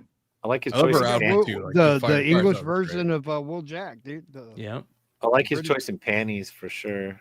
Edgecuri, I mean. You know what I mean, I'm not surprised. Like I said, Tula Lotai. Look at that. That's beautiful. bro? I would chafe so bad. Just like- Mirko Andolfo. Okay. Sun Thunder. Bjorn Barons absolutely destroyed this Deadly Tales Gunslinger cover. Look at this. That's a great cover. Yep. Oh my god. Oh yeah, Bjorn's the man. I must have seen that on FOC. Look at that hat brim, dude. That cover is A little, so good. A little self-rolled tobacco, or either that or I Brian. know a rolled guy it who with can that draw a as well. little bit like that. I know a guy. It's really weird when you do skull covers and you have them smoking because you think about it, he's really just biting down. You know what I'm saying? Like Yeah. he's not, he No had no lips. lips. Yeah. So it's hard to actually figure out where to put the cigar or the pipe or the Like cigarette. Clint Eastwood, bro. Yeah. It's hilarious. That's Yeah, a good Clint's point. chewing I on that. never thought of that. Well, when you draw the dead a lot, Yep. that's what happens. A shout out to Aubrey Sitterson. He's got Free Planet #4 coming out. He's got a Tentacle covers. Jed Dowtry. Dude. That guy's so excitable. He had me speechless, man. Bro, The that series fourth is good print so of far. Battle Beast. I Did you loved see it, that? dude. This one Let right him here. go. Yeah, this section Oh, is that's really good. sweet, dude. Bro, Andrea that Moana. is fucking badass, bro. Yeah, this is So really Andrea good. is the guy who did the Cobra Commander miniseries. That's right. Oh dude. yeah. Dude, this stuff is so sick. Dude, the colors on that cover, man, are fucking fire, dude. All that I was so purple. upset. He also did the cover for the free comic book day Energon Universe book that had like Hound and Clutch on there. Oh And I was yeah. like, F it, dude, I'm gonna buy this cover. Like I have to do this. And they're like, oh, he's only digital. I'm like, Oh. damn it. Wow. Damn it. That's a cool rendering, man. King Spawn great. 48. All right, this book is going to be a big book because all the other ones have the homage covers for Rogue Sun 1 in 25s. You got a Infinite Crisis on Infinite Earths homage. And they're doing a good job with it too. They are. Listen, you guys, if you're a retailer or an artist out there and you want to see how to do a really good homage, go check out the 1 in 25s by who did most of these? Marcelo Costa did most of these. Rogue Sun's See, been my hard opinion, my opinion on a homage shouldn't be a direct copy. It should be an echo to the past. Yes. Right? Does that make sense? Say that again. What should it be? An echo to the past. It should be like not just a direct copy, but it's got to make you go, wait a minute, is he doing a homage where you have to almost like, wait a minute, that looks like that. Not just, oh, it's a swipe. You know what I mean? Yeah. Spawn number 367. This cover is very interesting right here. I'd take a double take at it. Come on. Did Spawn go up to $3.99? $3.99 it did. Which is interesting. Okay. Transformers 23. Look at this Daniel Warren Johnson cover. Fuck yeah, dude. Look at that. That's killer. Holy shit, is that dude, good? it's fucking badass, dude. Damn, that's good. I'm working on some Transformers stuff right now, so you guys know, but the the intricacies of dealing with the licensor of Hasbro and like the little tiny things like Mark was talking about, like with DC and the color of like the blue of the Batman suit or whatever. Like the biggest hiccup I've had on some stuff recently is the Autobot logo. Like in the forehead, there's like a triangle, and like a lot of people, they just pull from the online. They pull the version where it's like a flat top on the triangle, and that's from the animated series or the movies. But the one in the books has got a rounded top, and so I've had to go back to these artists like 4 times. I'm like, hey, okay, I really need to swap out this one out because it's so small, like most people aren't going to catch it, but like Hasbro's like, oh, that's they hit that thing. It's so funny. Probably what keeps them getting the royalties, right? Bro, Yeah, it's for what sure. keeps somebody we don't know who employed. Yep. Right? I got to get that. No, my cover. job is important. Did you see them make it flat instead of pointed again? Oh yeah, this is insane, Bro, that Nakayama's badass too, dude. All these that's covers are great. good. But if they pass it Wow. through, they have to pay someone else, though. Is what it is, probably. Bro, look at all these covers, dude. Yeah, they're all good. Oh, Look at the one in Transformers. 50. We're in the run Wow. to Transformers 25. Hey, That dude, I part should, is sick. I should wait to this to do my Transformer sale, dude. This is the one in 50. Look at that. probably, dude. Mm-hmm. Wait till it's hot. Yeah, just that's 'cause you pretty have cool. it That looks on, like man. it would have came out like in the 80s, right? Totally. That's so cool. That's awesome looking. Well, I don't think you love guys just realized something Clutch said. Clutch, say that again. What did you say? We're on the road to 25.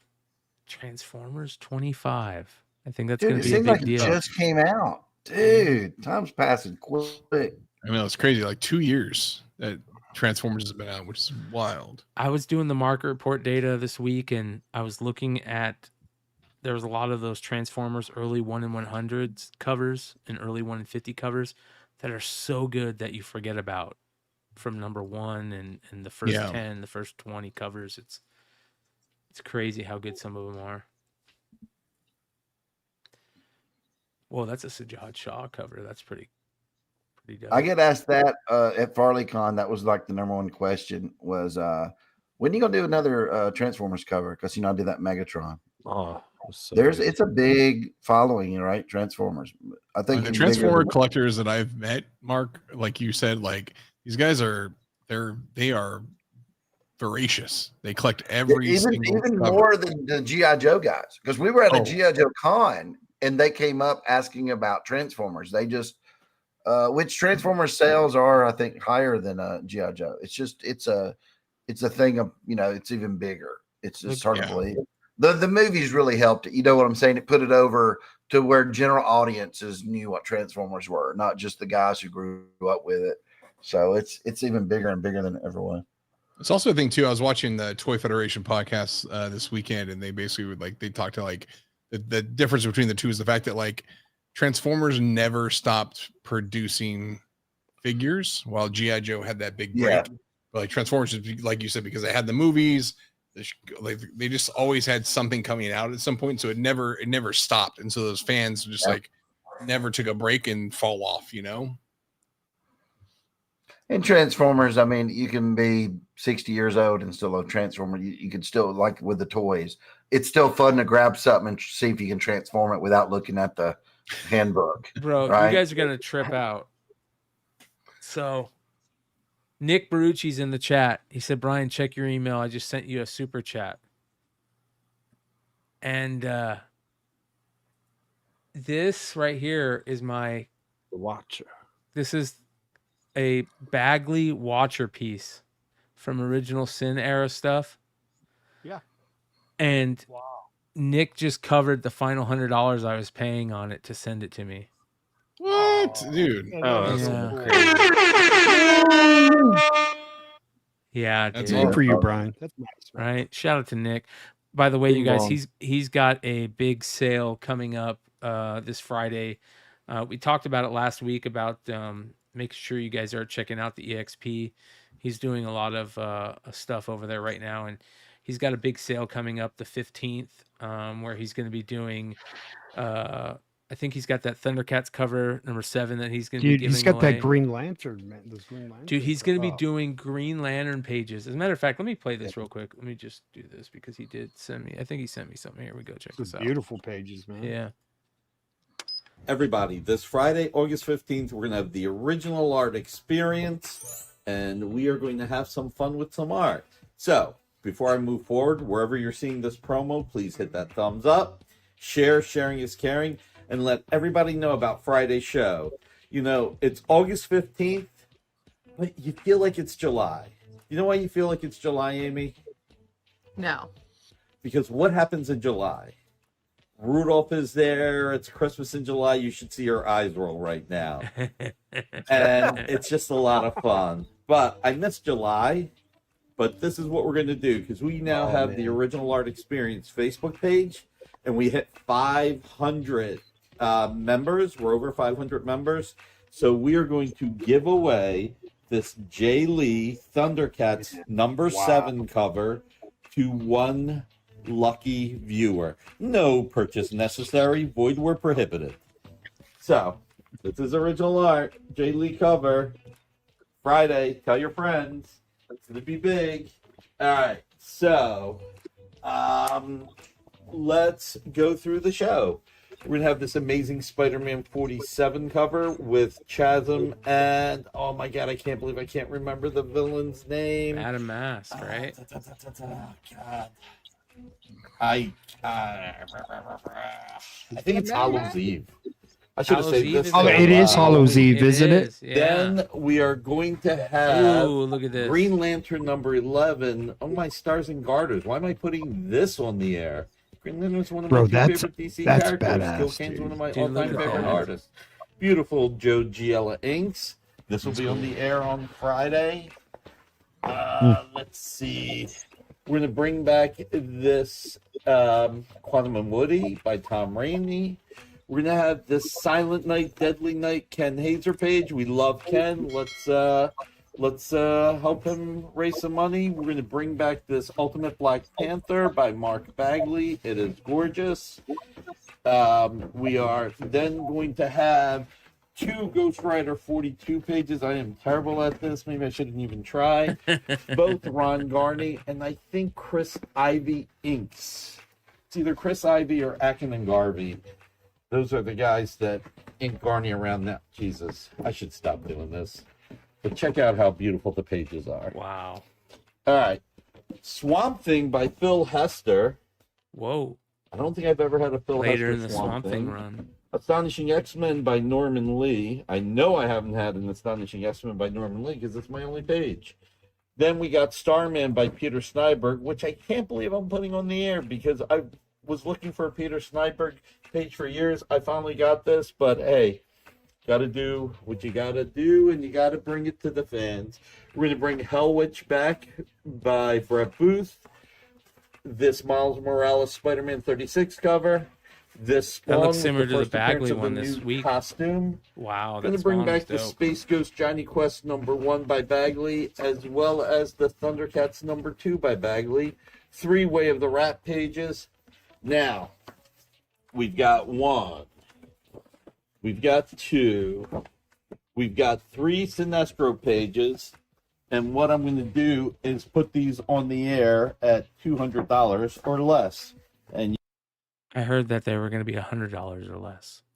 you guys know when I say $200 or less, it's usually considerably less. We'll bring back this Witchblade double-page spread. Ooh. And as Anthony would say, that looks like Sharon. And then we have from Walt Simonson's Private Files, this Aliens print, this Thor print. And not only that, we're going to have the cover-ups for Silent Night, Deadly Night, Powerpuff Girls, Daredevil #6, Bullseye loses an arm. Not a leg, though, so it didn't cost him an arm and a leg. Ultimate Black Panther cover-ups with the published and the unpublished. Thundercats Lost. He knew what he was doing. He only had to do one cover-up.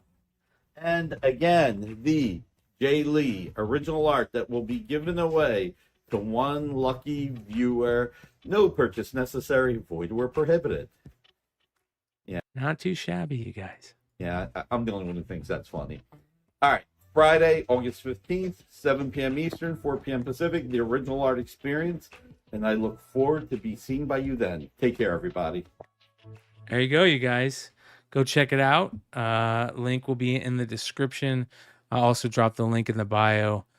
Shout out to Nick, who's been, he's one of the, whenever you guys think about original art collectors, Nick is one of those guys that, has always been in that game and been picking up pieces throughout the years. There's the link to the show. Make sure you guys go and bookmark it. Full show.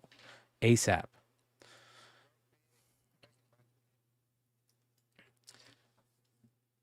I know, bro. It's we've all been like I was talking to Clutch and Leg and all kinds of other people about how everybody's just super busy right now trying to get stuff done. It is crazy. It's that time of year. Yeah. Detective Kaiju. Okay, here we go, you guys. Sveta Shabina 1 in 25 pinup Ocalypse zombie Foxy cover. Is it Foxy? Yeah, Foxy. Oh, hold on.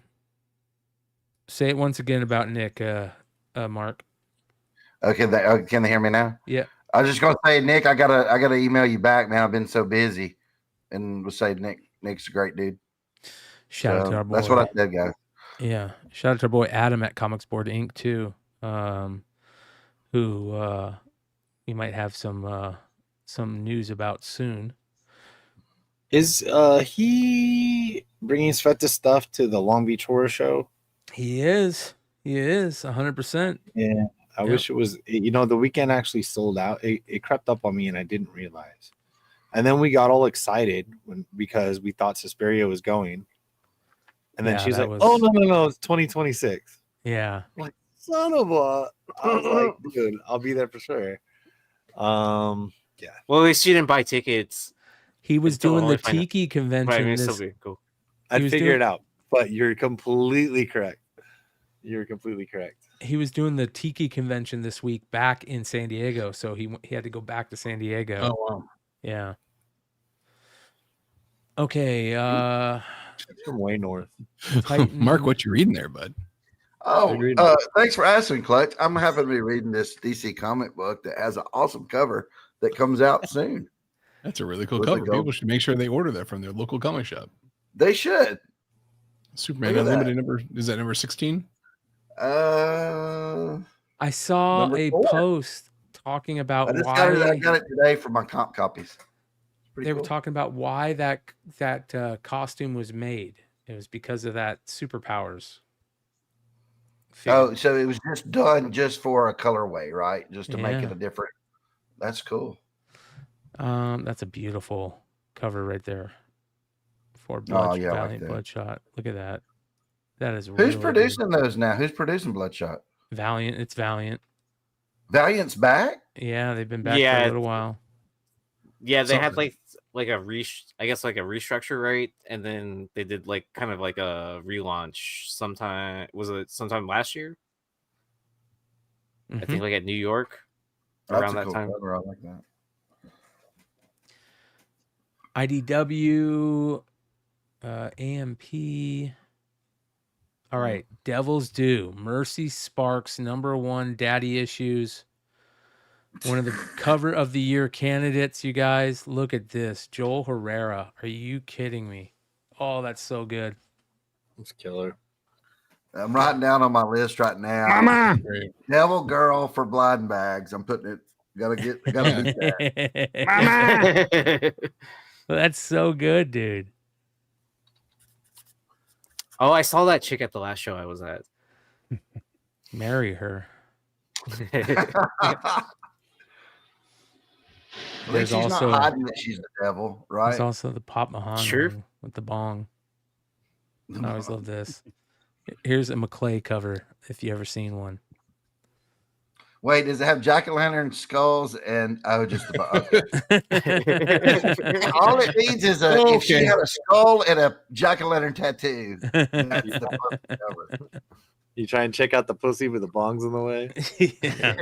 Dude, this is Quick Stops Volume 3. This is kind of a cool cover. I would buy this if I saw it in the store. Old school Chasing Amy. I That's so love cool. it. That Affleck in the background.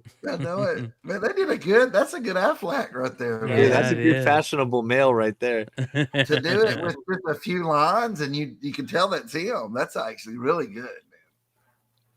Would it be a bad joke to throw it in the back of a Volkswagen? Jesus Christ. Uncomfortable place. Toxic Avengers photo cover.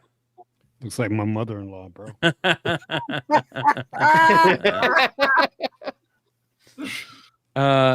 Okay, Pastime, #5, you guys.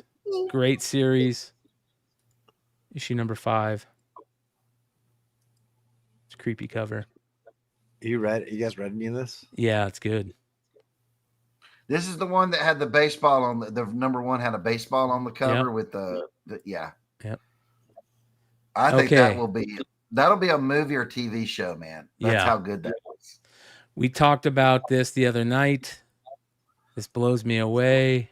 I don't get it, but the day after our interview with Darren Davis, Fame Michael Jordan comes out, and it rips off one of the most famous covers you can ever rip off. It's an homage, bro. Dude, it's a painter. It's okay. 20%, bro. 20%. It's a painter. As long as it's a painter, he can copy it. It's only 80% of the picture. It's a Chicago Ools last night. By the way, 100% pays someone to make really cool posters of us look like paintings. And I know that person didn't paint it. That's all I gotta say. They're amazing. They're hanging in our house. They commemorate really cool fucking things. They're really awesome. But I do not think either of us think that printout was painted by a person who just gave us a print of it. Are you kidding? I can't wait to read the story, dude, because bro, the stories are so good, How about Shame on us for getting mad at these covers.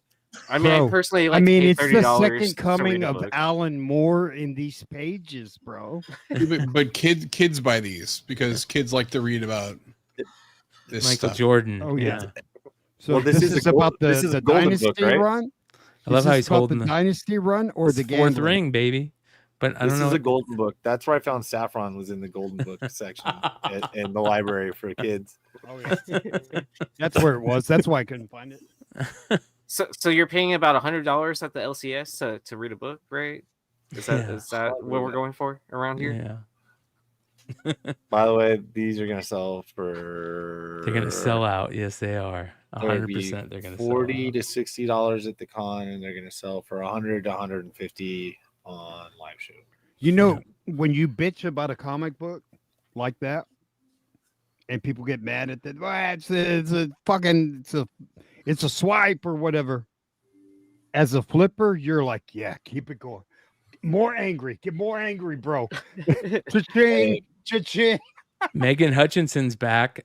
She's got I'm a new not saying comic. I haven't sold a couple. I've kind of moved on. New 1 in 10 for Season of the Witch. Hey, how's Donnie doing, man? What's going on? She's not what she that's was a while ago. It sounds like she got a new. I watch her whenever she does her. What does she do? She does like those. What are those cards? Tarot cards. Yeah, the tarot card reading. Yeah, she does tarot readings online. Kind of cool. What? Yeah. Yeah, you don't follow her on Instagram? Hey, dude, yeah, I better not talk shit, dude. She put a fucking voodoo doll on me. Yes, she will. Fucking A. Megan was Dude, great, she's in the dude. same She was state awesome. too. Yeah. Dude, hey, dude, I have to get my mother-in-law to cut off the head of a chicken, dude. Hey, dude, remember Dinesh showed us those chromium printout, uncut chromium? Yeah, that was sick. Good lord. Yeah, those are and that's fucking what this is going to be. This chromium It is, cul-de-sac. Yep. Oh, so we saw the test prints of those where it's actually like embossed too in a little. Bro, raised. that looks cool, dude. Right? EC Fanatic fanzine. And then that, I believe, is it for New Comic Day. I'll be right back. I gotta go take a leak. Sweet. Where'd he go to go pick up the market report? What? What are we talking about now, guys? He left us at the steering wheel to do whatever we wanted. That's fucked up. We start talking shit as soon as he leaves. I feel like, yeah, he's the teacher, and he just walked out of the classroom, and we're just like, we all just start throwing shit at each other. We should all move our feet. Yeah, move us around. Move us around in the back of the end. Yeah. Okay. I got 10-year poo. Oh wait. Should I There move you go. Brian or should I leave 10-year Brian? poo shirt. Hey, put me next to Mark, bro. Put next to Mark. Okay. there Poo you go. anniversary. Hey, Mark. Yeah. hey, man, I Let's got see if he knows my hand Is that over shuffled up like, enough? dude. But Mark. Dude, okay. Here's a question. Hey, Will he sitting below me notice? is dangerous, just so you know. Yeah. Will he notice? Yeah, Mark. Is the real question. Silent but deadly. There we Like go, this, buddy. bro. He won't Look at that. notice. He won't notice, no. or he won't say anything. Oh, we should change the. I should change the. You poll. should put him. You should put him in a different spot. Okay, put him in a Put different him. spot. Put him in like the bottom corner. Put Mark in his spot. Okay, there you Oh, wait. Just tell him that, tell him We I like- change my name. go. You have to change your name, right? No, you have to change your name. I have to change it? Oh, Yeah. okay. So Fix it up. Fix it up. Edit name. hey, he's back.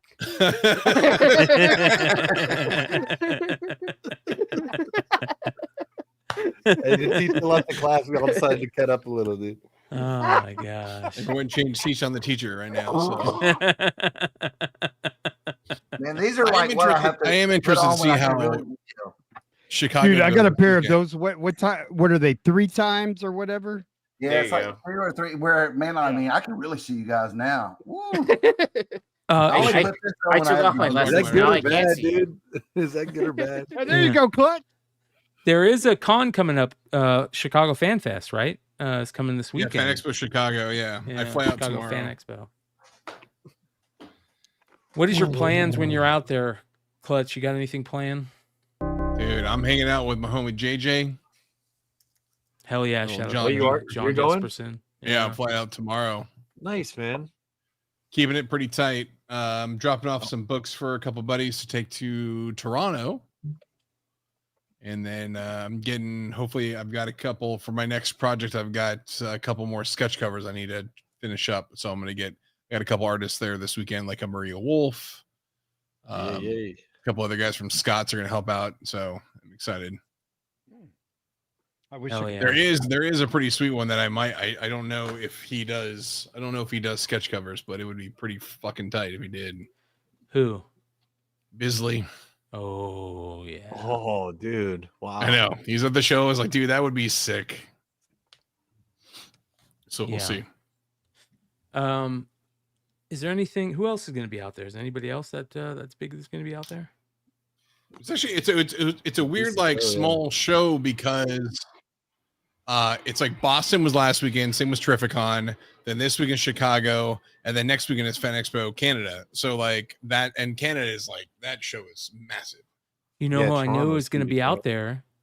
Shout out to Josh Blaylock, who is in the chat right now, who gave us a shout out, thanking us for talking about Mercy Sparks and Joel Herrera. He's in the chat, and he's going to be at Chicago, the con that you're going to, Clutch. So you should stop by and say hello. One of the good guys. So, what else is going on? Did you guys see that guy that kicked a 70-yard field goal, bro? Oh yeah. Yeah, from the Jags. Dude, that's Solo a game Wookie, changer, bro. Solo Wookie says, "Didn't anyone tell Clutch how handsome he looks with his haircut?" How many of us did? We already told him. Everyone said something to Yeah, that. He's beautiful. That was the first bro. thing I said when I got backstage. Yeah, yeah. He's got the cut. He found the right Even barber, my ladies mom and said gentlemen. Yeah, it's perfect, bro. Now that's the standard, dude. Like, you don't like, hey, Clutch, are you okay? Are you all right, man? Like, if it's cut's not like that, dude. I know.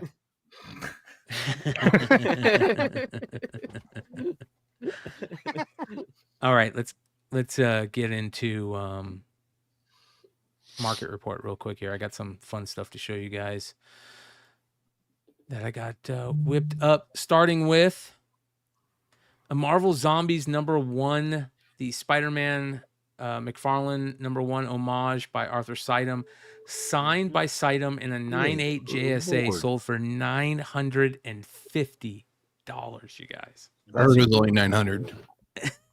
Yeah, that's what I heard too. That the seller sent $50 with the book, so it was 900.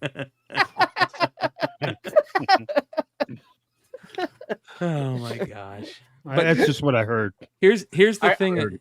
Here's the thing about this. Arthur Sidem is getting very old, you guys, and if you see him at a con, he is getting up there.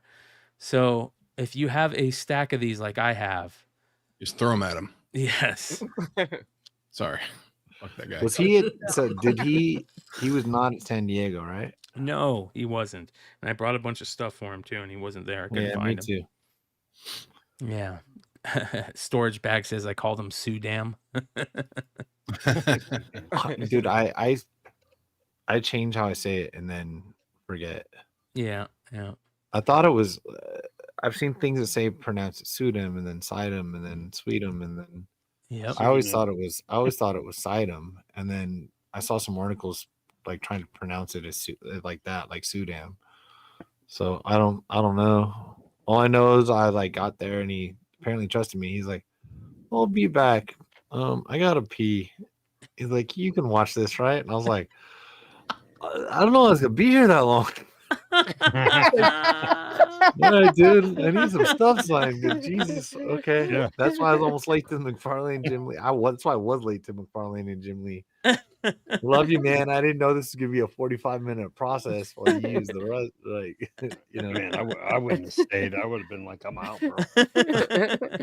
I guess I look trustworthy. I was about to say, he just trusted you. And not only that, so I left my book on. I picked up all the books I thought because I was waiting for them to dry. I didn't, so I go to the room and I froze up on us. Uh-oh. In the middle of the good part. Mm-hmm. His leg is stiff. Shut no! His legs asleep. my back. Come back to the light. You're back. You're back. My back. Yeah. You all started spinning, but I could hear you. Hey, dude, it's 10 minutes later, bro. Yeah. So I come. I leave the book. I come back the next day. Hey, man. No, I know I left the book, and I was like, "The one you have for sale," and I know because you already signed it. He's all, I knew somebody left that. And I'm like thinking, you still put it out for sale? Hell yeah, Right? dude. And he's like, well, I didn't think it was you. I was like, yeah, I watched the bathroom for you, man. And he's like, yeah, you can have it. I'm like, I hope so. It's mine. So I'm paging for it. But yeah. By the that's it, way, man. this next market report on this Evil Ernie #1, a 9.8 for $4,000 is correct.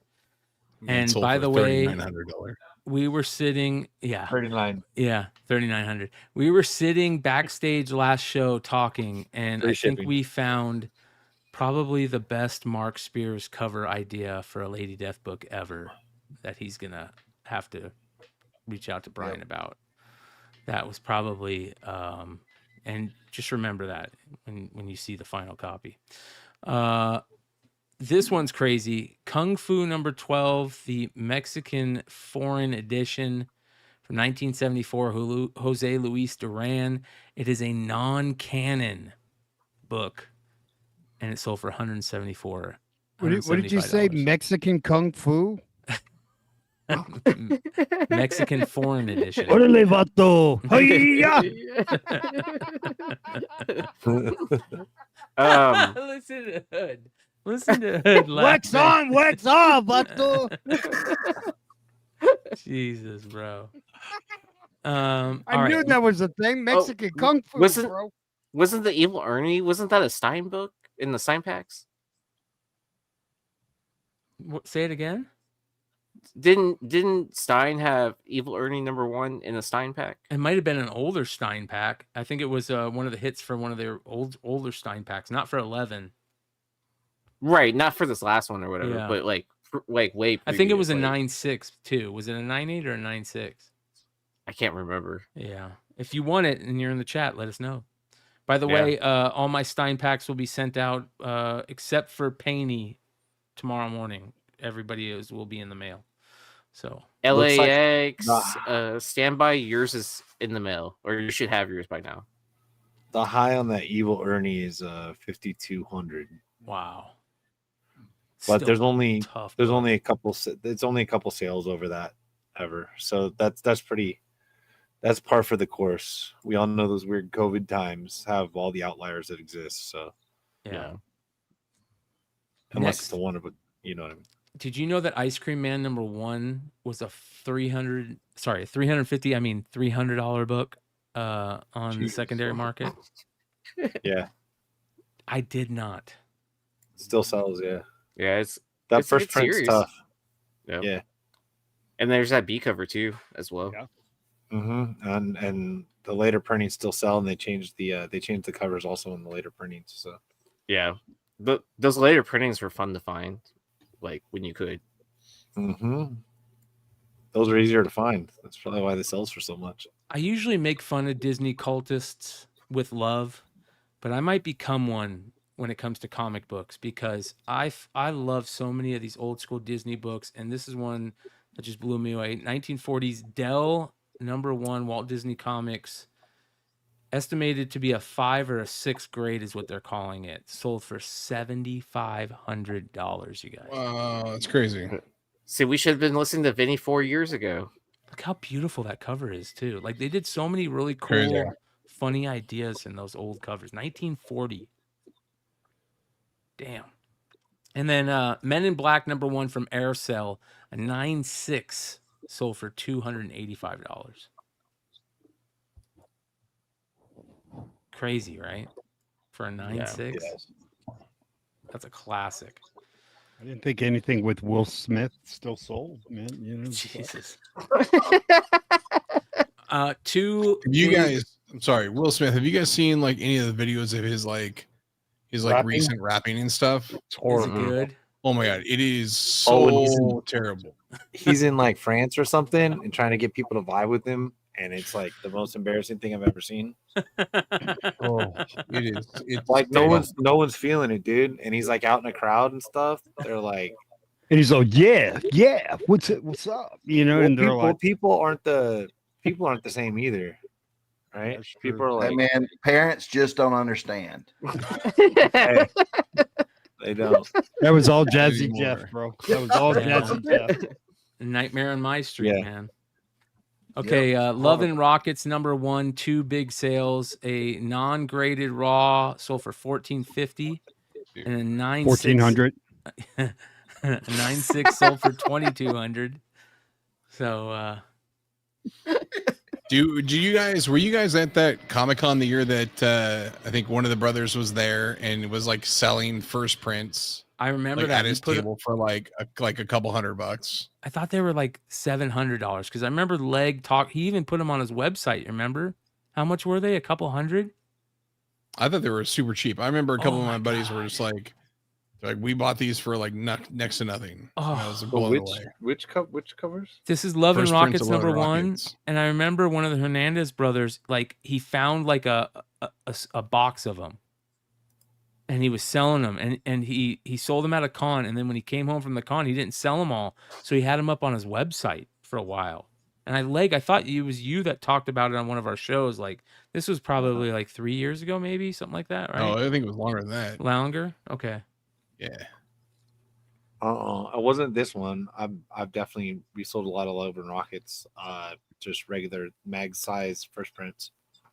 Not this one though. I would love to own one of these, dude. Pretty low buy-in at $300 if you could have gotten one. Right. What's up, swag? How was the show? You might be shout out thinking of Chicago the House. Western one. Say that again, Leg.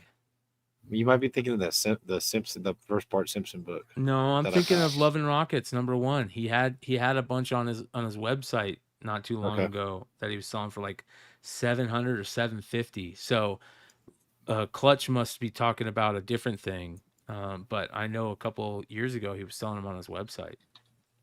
Yeah, I think this was probably like maybe 10 years ago. He was set up there and he was selling them, and it was like I had a couple buddies who picked them up and they got them graded and they were like fucking 9.8s. And I was Yep. like, that's ridiculous. Yeah, That's these are He signed them grails. too. It was crazy. If they weren't circulated though, and that looks like paper. It is. It's Like like someone knows what they're- newspaper. Yeah. Yeah, but I don't know how thick it is. I see it's mag size, like by looking at that label, but like I don't know how thick that is. Like it might be if they were just all stacked up, and it's not too thick. That might be something easy. Not that's easy to find like that, but it might be something easy to to fix up. If it's real paper, Yeah, it should be the same kind of paper as like Rolling Stone. I pressed like the first appearance of the Star Wars in '77, the Star Wars '77 when and it was pretty rough, and I picked it up, pressed it, came right out, because it had the subscription fold. So that came right out. I gave it to Nate. This next book right here is a book that I've talked about multiple times throughout the years, all the way back to Flipside days. It's one of the books that is probably one of my first eBay search categories, shared eBay search categories that I've shared with the public. And that is G.I. Joe #34. Shout out to Josh Blaylock if he's still in the chat. This was a Graham Crackers exclusive, and it was all black cover with a red foil Cobra logo in the middle. And I used to pick these up every time they were on eBay. If it popped up on eBay, I'd pick them up. I've got probably like 5 or 6 of them. I gave Nate one of them. I got one signed by Josh, Tim, Larry, in gold. And this is one of my all-time favorite covers. And it is so tough to find. And somebody got one for about $200 raw. Yeah. Awesome. Wow. One of my all-time favorite Star Wars covers is Way this. cheap, bro. Oh, bro. And whoever got Right. this, congratulations. A CBCS 9.8 of Darth Vader #1 by Mark I'm about Brooks, to the 1 in only start 50. buying CBCS on eBay. Oh, bro. It's insane because the grading's right. Yes. You know what I mean? I mean, there's a strong chance the grading's right. Like that's the one thing we all know that they've all graded pretty accurately. There hasn't been any like grading gate kind of shit with them where we all look at our CGC orders and wonder why 2 people They split between your $50, 25 to one guy and 25 to the next guy. You can all see what happens. So, But I mean, but Beckett's taking a major hit anyways too, because if you look at the prices on sports cards, like you can get a BGS card, nine and a half, way cheaper than the PSA 10. I mean, obviously BGS pristine 10s and mint 10s like will always command a premium, like especially those black labels, right? But you could always cross over BGS cards and do the PSA thing, like flip it. I to think some this degree is one of the honestly. greatest To a Star Wars degree. covers ever, right there, dude. Oh, yeah. No doubt about it.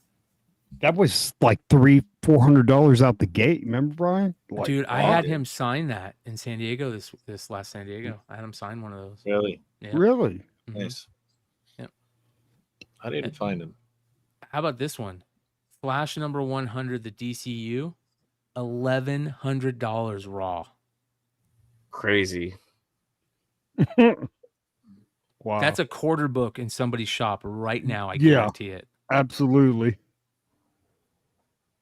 Good Lord, dude. Yeah. Bro, that DC You guys logo don't know. looks yellow, dude. It looks like it has yellowing, dude. It's orange, kind of like a light orange. They did that on some of those books where they put a color behind In it. all seriousness, I think some of you been in and out of this chat, but being in a DCU logo chat with like the actual experts, people that drive some of these sales as well, it is complete insanity to me. I don't know how I ended up in there, except that they're my friends.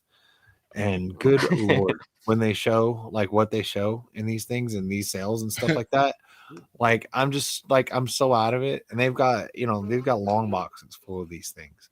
Not necessarily that one. When those dudes can't find it, that's when you know that it's rare. And a lot of them are ones that'll bid this up. Like you talk about modern variants and their values. Flash number 100 from a multi-pack just sold for $1,100 raw, probably very fine. Yeah. Try that lucky, on, dude. if they're Try lucky, that on. Yeah. Yeah. And then check this one out. Final issue of the OG Harley run, Harley number 38, a newsstand, sold for $100.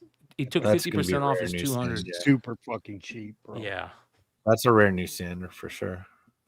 Yeah. Shout out to Billy's in the chat, Economics and Comics. That's our guy. Go check him out. Go sub up. I just found my full Harley run from that. I need to flip through it real quick. Those final 5 issues are really tough to come by, and they got great Oh covers. yeah, Yeah. you buy them anyway. Yeah. Yeah. Anything from that run, to be honest with you, Yeah. if you find them less than $10, they're not bad to put away. Anything Especially from a that original newsstand, run. dude. Yep. Newsstands, no brainer. But Next, we have the Ghost Spider number 1 Ji Hung Lee 1 in 100 and a 9.8 sold for $900. Oh, I would have bought that. Yeah, right. It's At getting probably close to 900. buy I mean- back in time. Yeah. Yeah. I mean, I really want to be at the 750s to buy it again. But 900's like semi tempting. what have you done for me lately? That's how it goes, man. Flash in Yeah. the pan. I still would have taken it over the DCU. Shout out to Lord Zero in the chat. Good to see you, brother. Then how about this one? CGC 9.8 signature series of Batman Adventures number 28, a classic Harley early appearance, tough cover though with the black border around it. But this one's signed by Arlene Sorkin in a 9.8 signature series, sold for $2,700. It's an underrated book, man. That's like her Very. 3rd or 4th appearance, man. Yeah, very underrated. A great cover. Great cover. And then one of my all-time favorites, shout out to my UK brothers. There's some really good UK books in here this week. Deadline number 1, first appearance of Tank Girl. Shout out to all the Jamie Hewlett fans. I own one of these. I found one of these I got a call from Jesse James Comics one day. He said, hey, I just got a collection in from an old dealer. It's all his old stock from the early 80s. I went down there. It was tons of magazines. I found every magazine grail you can think of, you guys. I found the first Sienkiewicz Hulk. I found all the first Deadlines. I found all the early 2000 AD, like first Alan Moore, Prague 138, the first Neil Gaiman program issue. I found all the He-Man sticker issues, like every magazine you could think of, like that's a Grail. The first Boba Fett, like 5 of them. I mean, it was crazy. It was the craziest thing. And every time I see Deadline, it just takes me back to that great score. Such a good book, underrated. $378 for a raw copy. Next, Spicy Tales number 11, a 9.6 of the Bruce Timm cover. Such a crazy bondage cover. I mean, look at that cover. How crazy is that cover for a 1989 book?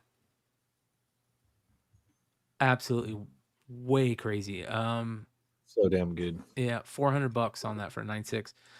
It Girl and the Atomics number 2, Darwin Cook variant, raw, $200. And then one of my all-time favorite covers, Deadpool number 45, the 1 in 50 Greg Horn, a 9.8 signature series signed by Greg Horn with the Deadpool 9.9 logo. Yeah, dude, that's my favorite. Well, why is it blue label? First off, that's number 1. That's one of my favorites. And why is it blue label? Like I Great said, point. Why is it universal? I can see the signature right there. It's signed. You can see his signature. That's a big fuck up. Whoever scored that, congratulations. It is 45 though. It is issue 45. It's like that's 1 the right. in That's 7. Yeah, that it's like that book's tough as fuck. I've had them before. Yeah, I have Is it one because- in his 9.8 signature series. And that was a tough. Is it book. because it's not? It wasn't when they sent it in. They just graded it normally because they didn't have PSA at that time. So They probably didn't that's see why the it's not yellow? signature. I bet you it's on the slab. You think it's It on the should slide? be- No, it's didn't have a bunch of errors where when Might be on the they slab. were doing the custom.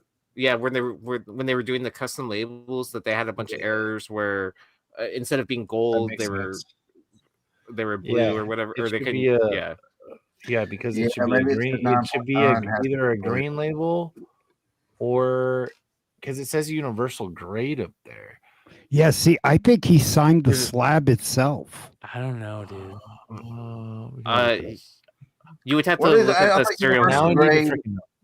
Universal is the blue grade label. where something is where they do have like a signature they didn't verify. No, they're Universal is green label normal. that. Right? Oh, Or you would can't- they That blue would be label a it now? qualified green label. Oh, And it would say, qualified. like, You're right. It's qualified. somebody Okay, wrote so- on. They might still give it a 9.8, which still doesn't make sense. Like it's like if they recognize the signature, they'll grade it correctly. But if they don't recognize the signature, because what if a book's flawless, but I just draw on it? Is it still Yeah, a the 9.8? listing Is it says the qualified? book is signed by Greg Horn with a universal blue label. So Yeah. they just must have missed it or something. It does say that it's signed on the label. It's not the label didn't say signed. The listing. Oh, It says but name you would written, have to. it says name written on cover in marker. Then it should be. Yeah, then it shouldn't be a universal grade. Oh, that you should see what it be was? messed up. It should They be messed up qualified. because what you just Did said they- about them using the the- universe, using the The- custom the label. cus- yeah, because of the custom labels, you couldn't do like green labels. Oh, Because, Oh, yeah. that was a hack. You remember? yeah, yeah, that so was a that's way the to hack. get around. Yeah, that was a way to get around. Oh, getting that's the green crazy, label. bro. Oh, that's interesting. Wow. By That's by But But see, putting now the you can custom send label. that in, and it would be PSA. They would grade it. JSA. It'd be They would do it JSA, for you. JSA certified. JSA, or I mean, JSA, verified signature. Yeah. Yeah, name written on cover and marker. Not even name. It's like it's a scribble. I mean, it's pretty obvious, like when it's. a we Greg all know Horn it's Greg signature. Horn, or should Yeah. be, but yeah. I mean it's his cover, so and then his signature is like unmistakable. you So know, what it's- happens if I take a book that I didn't do, like just anything, and I sign it and I send it into CGC? Will they give me a yellow label? Even No. because You they have know to it's me. You have to file the paperwork that goes with it. Yeah. Yeah, there's but like as an long as the artist- paperwork's there's- with it. But what I'm saying is, even though I didn't do the book, will they go ahead and because Mark. it's my artist Oh. account, so they know everything's Yeah, verified. it would be I'm just like wondering. signed by Mark Spears. Yeah, Mark, I got Well, something yeah. funny for you guys. I didn't tell any of you Yeah, not guys if I this do because it, I but if felt you so do it. embarrassed by it. But I was at San Diego and I brought 2 books for Tim Bradstreet, and I thought one was a Tim Bradstreet cover, and I had him sign it. And one guy was like, "Is that even your cover?" And Tim's like, "I don't know, but I know I worked on the project before." He was just being nice, and he signed it. And I looked at it, and it was a Tony Moore cover. I felt so stupid, dude. Oh, that's so funny. I felt I had so that. stupid. That happened with Rose Bash. I had Addie Granoff and Rose Bash dividers, and they were across the way from each other. And I had this Venom that didn't. This is weird because it had all these pinks in it and stuff. One that didn't look very Granoff. It didn't look a really Rose Bash, but you could convince somebody of the other ones. But it was completely because of where they were at when I was separating my comics. And she's like, I didn't do this one. And I was like, oh, I know. I was like, no, it's right. She's like, no, what happens? I'm like, no, look. It says right here, Eddie Granoff. He's right there. I was like, he's right there. I'm really not that dumb. Right. I always talk to you. Right. She's like, no, I get it. And I did that. Another one, I got a Raymond Gay Kickstarter, and it said, and it was a few years ago, but it was when he started, like 20, or at least when he started doing covers that I know about, like Spawn and stuff, 2022, 2023. It was this cool Kickstarter cover, and I guess it could pass, and it's a Kickstarter. And literally the eBay listing in giant letters in the listing was, rare Raymond Gay, and I paid for it. Right? It wasn't cheap. It's 30 or 40 bucks or something like that. He's like, I didn't do this, man. He's like, I did a cover in this Kickstarter. I was like, God damn it. Right? But it's not one that you can look up. It was a strange Kickstarter. Yeah. You know what I mean? It's not like one where it's like you can go to my comic shop or Midtown or something like that. I had to trust the eBay guy. Yeah. Anyway. Next we have a crazy book. How about, there were so many terrible pictures. You guys, please take decent pictures if you're gonna put something on eBay. It could make you so much more money than you think. A 9.9 of Amazing Spider-Man 36, the 9/11 cover, sold for only $463. You got to be kidding. Wow. And can I be honest? Did they A get real the picture? a real 9.9. A real 9.9. No offense. Yeah. No offense to anything, because I think there weren't enough 9.9s and 10s to begin with. That's always been my opinion. Like, I think It's they old just started school. 9.8 and go down when they Yeah. started 10 and go down, but they did not give out 9.9s when that label was around, like 10 years ago, 10 to 16 years ago, or however long it lasted. Brian, what do you suggest on stuff like that for people to scan it?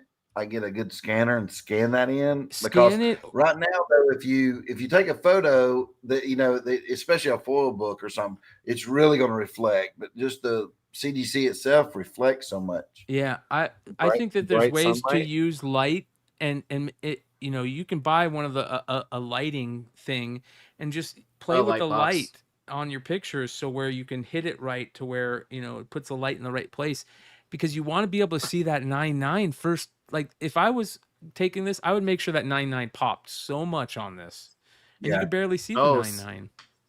Someone's just pointing I've this had out some too. of my It's a new options like scan. that. It's a Bad new It's a scan new 9.9. Yeah.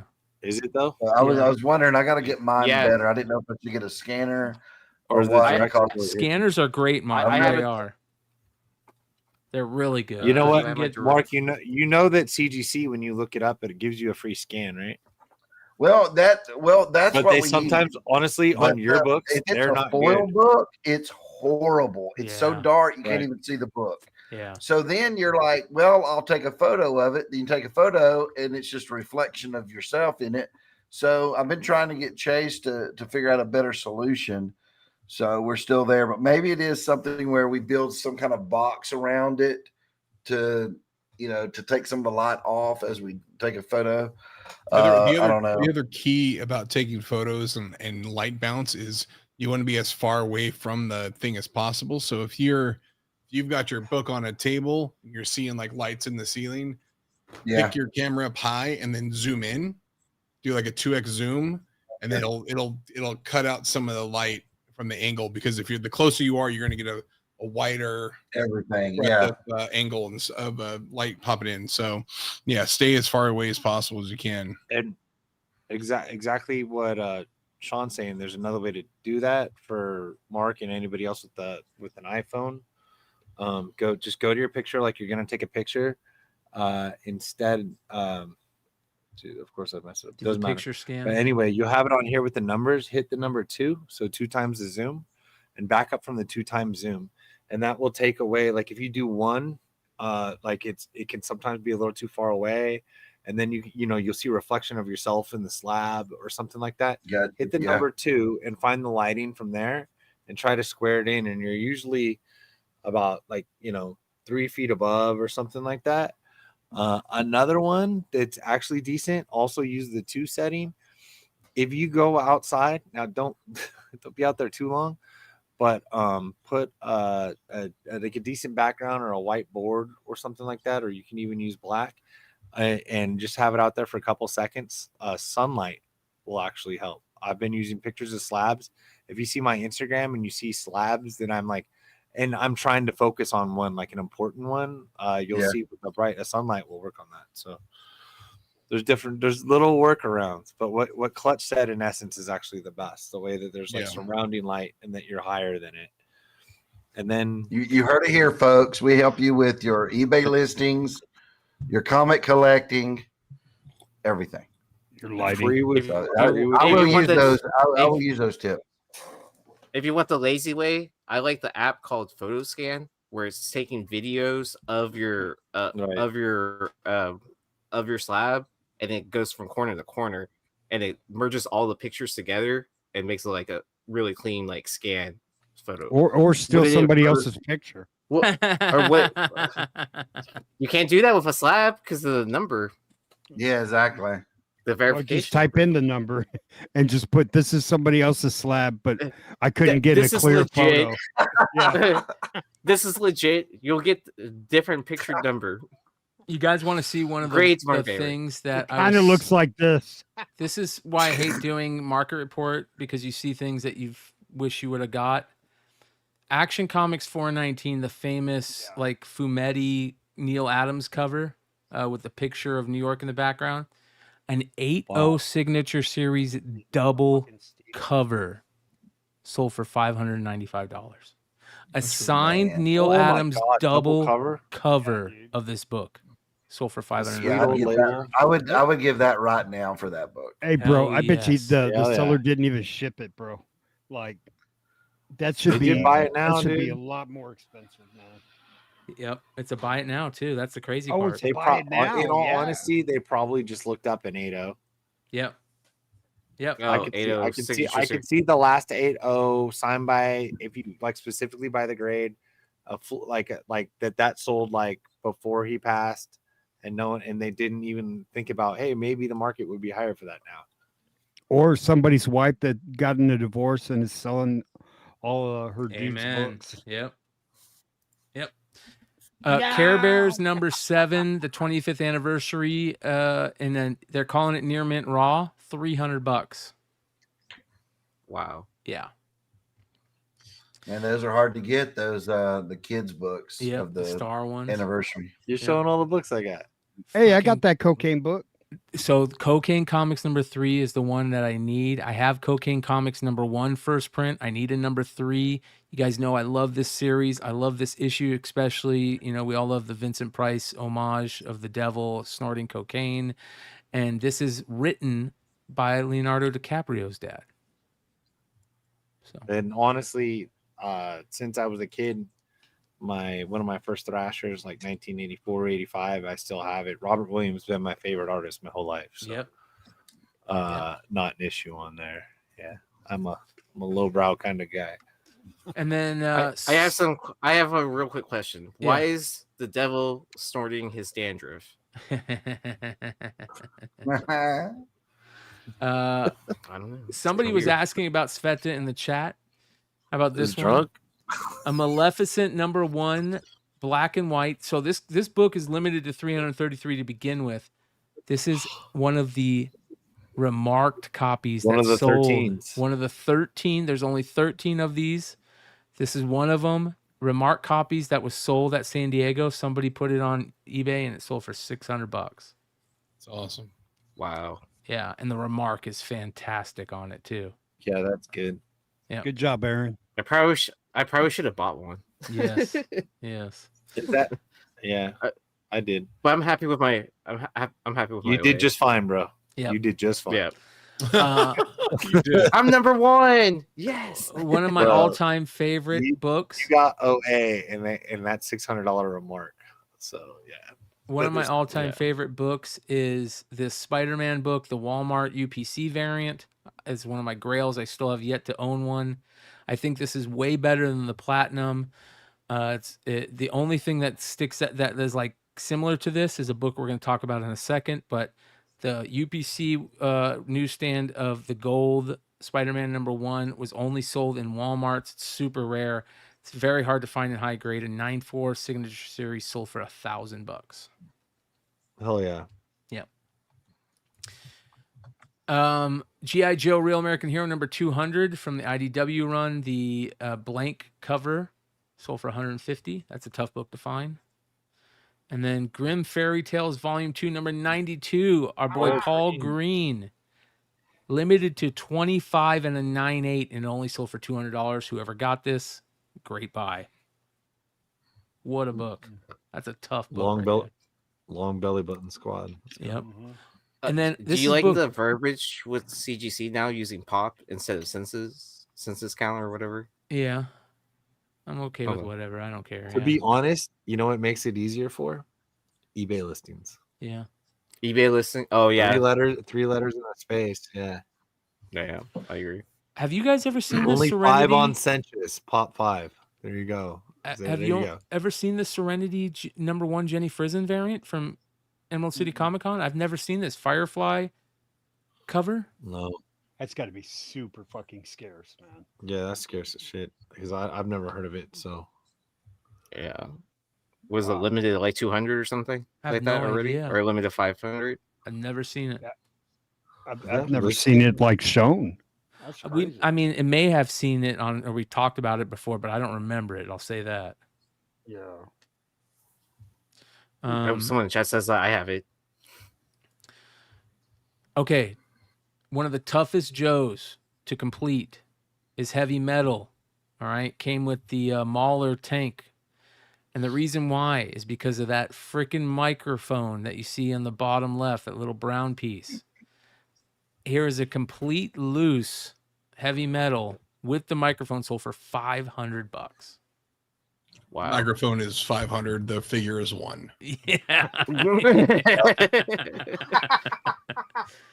How about this What's one? stopping somebody to 3D print that microphone, though? Great question. And I don't want to get into that rabbit hole because that is a problem. Yes. Okay, I was gonna say because those little bitty pieces like that, and that's all one color. Yeah. I'm like, oh, that could be 3D printed. Totally, Mark. That's a big problem in the GI Nice Joe job world. on that sale, Mark.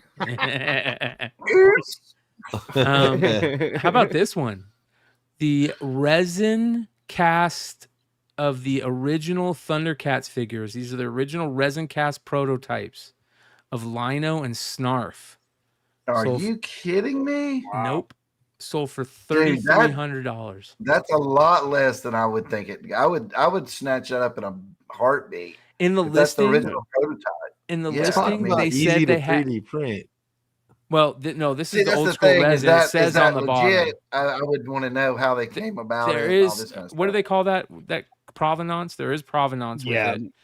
Some And- paperwork and all that. They said they originally had the resin cast for the gauntlet and the sword, but they lost them. Oh, what? Oh wow. Yeah. I mean, I loved that figure when I was younger, man. That was just a great Lino figure. I loved Oh, it. bro, the gauntlet was such a But cool it- thing. Is eBay really the place to auction this? Like, shouldn't this been like more in an auction Heritage house kind probably. of situation? Yeah, I would think so. That might be why it went for so low. I would think that would go higher than that because Yeah. Thundercat Yeah. is still very popular. Yep. And you're getting basically like a 1 of 1, right? The prototype. I Yep. don't know how many were. Maybe a couple existed, but that's it. Yep. This one's crazy. Teenage Mutant Ninja Turtles Leo, the one with the storage shell where you can put all his weapons in the shell, mint on card sold for $485. Oh, wow. That's Oh wow. Next, one of my favorite all-time Joes was Repeater. He had a gun that you could like put on his belt where he would hold it off of his belt, and it was the perfect gun for a G.I. Joe. Oh, The yeah. way he stood with it. And one of the toughest Repeater figures to find is the Brazilian one that came with the backpack that played the sounds, and it sucked because it didn't have the gun with it. So I mean, that was one of the coolest parts about Repeater. But this figure is so tough to find. $200 loose for this figure. Wow. And then The new GI Joe called Bump Stock. 1993 Jurassic Park Carnotaurus Demon is the name of this figure, or this dinosaur. Almost $900 for this. Dude, that's crazy. That No, hasn't dropped at all. We rewatched Jurassic Park 1 because I don't know why, like yesterday. Fuck, that is a good movie. Hell yeah. No, Hell yeah. I knew it was a good movie, but like, wow. It stands the test of time kind of situation. It does. All You the gotta dinosaurs are running across the. You know what I mean? How amazing was that? Like, I mean, I know most of us maybe not saw that thing in the theater, and that was like wow. I mean, every little bit of it was just wow. And yeah, I totally saw this in theaters. Okay. When I was in elementary school, I probably shouldn't have been seeing it in theaters. Yeah, well, dude, I mean, I was probably it was like 93, 92. Yeah. What's amazing on some of them toys, especially in the 90s, early 90s, like that, you didn't have discount places, right? So they would mark them down like at Kmart, Walmart, and stuff because they're just clearing them out. So you would see on those toys like they've been discounted 5 or 6 times. Yep. And now they're worth $800 to $1,000. You Oh, would think, yeah. no one wanted that then, but it's just, dude, I didn't realize that time passes like that and everything is wanted. If I go back in time, I would just have went and bought everything in the toy store at that time, right? Bro, if I could go back in time, I'd buy about 50 Boba Fett's, dude.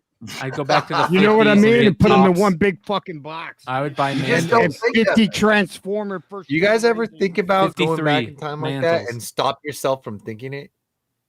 But like, there's no point, dude. Bro, No. those are good dreams. Oh, dude. those are Like, fun dreams, man. Dude, but guys like us, man, everybody's like, oh, if I go back time, man, I'd buy Apple stock. I'll be like, But the dude, problem is What it's that- what I X-Men think of ones, now, Action you can Comics buy that ones. now. Like, should I buy 1,000 of these blind bags? And the answer is yes. Yes. Because 20 years from now, you're going to be sitting there watching the Us. 5th Mark Spears monster movie, and you'd be like, dude, I should have bought more than blind bags. That's all I'm saying, you know. How about And I this love one? how I Have you think guys ever about seen how this what one? I would have made in that amount of time, and then I realized, you know, it would have cost. It would have taken your whole life to get that money, right? Like, Yeah. it's I've never seen this Anyway. Teenage Mutant Ninja Turtle, the Tractor Don, Farmer Don with the tractor. Yeah, I've never seen this. no He's clue, a dude. ninja tractor Yeah. dude. And he's got a pipe in his And mouth, I I'm from think, too. Alabama. Yeah. Is that a I've dog? never Must have seen came from Universe B. Yeah. $305 loose for that shit, dude. It's crazy. All right, next. More Ninja Turtles. Holy cow. We've talked about the Jordan number Teenage Mutant Ninja Turtles Donatello, but the really tough one to get is the white jersey one. It was rare. It was very rare. So both the reason why this sold so much is because of the white jersey mint on card, but you got both of them. $2,100 for these. Crazy. Dude, that's craziness. Wow. So that was like short boxed, right? There Yeah. may be one in every Or pack early that they printing, had. and they changed it for whatever reason. Yeah. One of the crazy. coolest things I ever got when I was a kid were the Dreadnought versions of the G.I. Joe vehicles from Sears. And So here's jealous. the entire 3 set. They were so awesome. Dude, that Vamp Dreadnought version is one of the coolest fucking vehicles ever. And this came with the blueprints and a couple more things. $525 for all 3 vehicles. That's awesome. You can only get these at Sears in their Sears catalog. Dude, I was just watching, a big Dreadnoughts fan, a documentary thing on somebody did on them. And it never occurred to me that they based them on Mad Max. Yeah. Because the accents and everything, Australian, right? They yeah. all gave them Australian accents or British accents. Oh, okay. And they said they were basically, and you could see it in the car. What was the original car that, it's very Mad Max kind of machine. Right. That Thrasher drove. Yep, the Thrasher. And even Thrasher, look at him. He looks like he stepped out of Mad Max. Yep. And man, I wish they did more stuff with them. They're just awesome. And that was the crazy thing is when I was sitting literally across from when you were signing, talking to Larry Hama, that's what he told me is that they wanted to make them teddy bear, like because the Ewoks were popular at the time. They wanted them to make like teddy bears, right? And like Ewoks, so they had something fluffy. He's like, you can't have guys with machine guns shooting at Ewoks, right? Or like with some fluffy happy bear characters. So I made them like, like rugged drunk Australians, right? So Oh, that's really and cool. Brian, do you realize you'd probably know this too, since you're a big collector of Dreadnought Zartan. Okay, and it never occurred to me as a kid. I knew, something was different, but they said that they held the Dreadnoughts back because if you remember when they were released, they have the one swivel head, right? They don't rotate. But when they were released, you could get the full motion ones at that time. So they actually held them back to try to figure out what they were going to do with them for like a whole a year before they came out. So that's very interesting. I didn't because know that. I think like they didn't know if those were actually going to be the ones that were going to be the bad guys or if they were going to be over there on the Joes, and so really interested in the way that worked, because I knew when I was a kid, when I'd buy one, I'd say, why is the head not the same? Why is it not swivel? Zartan's so, head, yeah. So really, really interesting stuff, man. And the whole thing about Zartan was thought up. I'm sitting there thinking they come up with this great character. No, in a business meeting, they're sitting there going, we got this plastic that can change color. What do we do with it? And somebody goes, Zartan, I know what we do. We make a guy that can change color. Hell yeah, dude. Hell yeah. And awesome stuff. I've never seen this either. Tailspin Sea Duck Plane. Look at the condition of it. It doesn't even look that great. Sold for $250 from the Tailspin show. Yep. I want one of these. This would scare the shit out of so many people. Oh, that is crazy, dude. Babyface Toy Story remote control. Oh gosh, can you imagine? Oh, bro, that thing was so scary. I was like 14 or 15 when that came out or something, and I still remember thinking, God damn, that thing's creepy. And then where's Vinny when we need to talk to him about this? 1981 India He-Man figure, mint on card, sold for $3,383. Dude, look at that logo. That reminds me of the when He-Man restarted with the Space He-Man. Yep, it's exactly what it is. So that's interesting. That because when I first saw it, I thought, oh wait, they released him at the same time or something. But wow, that's interesting. Yeah, I could see somebody paying that for that, man. That's a great card. Oh, yeah.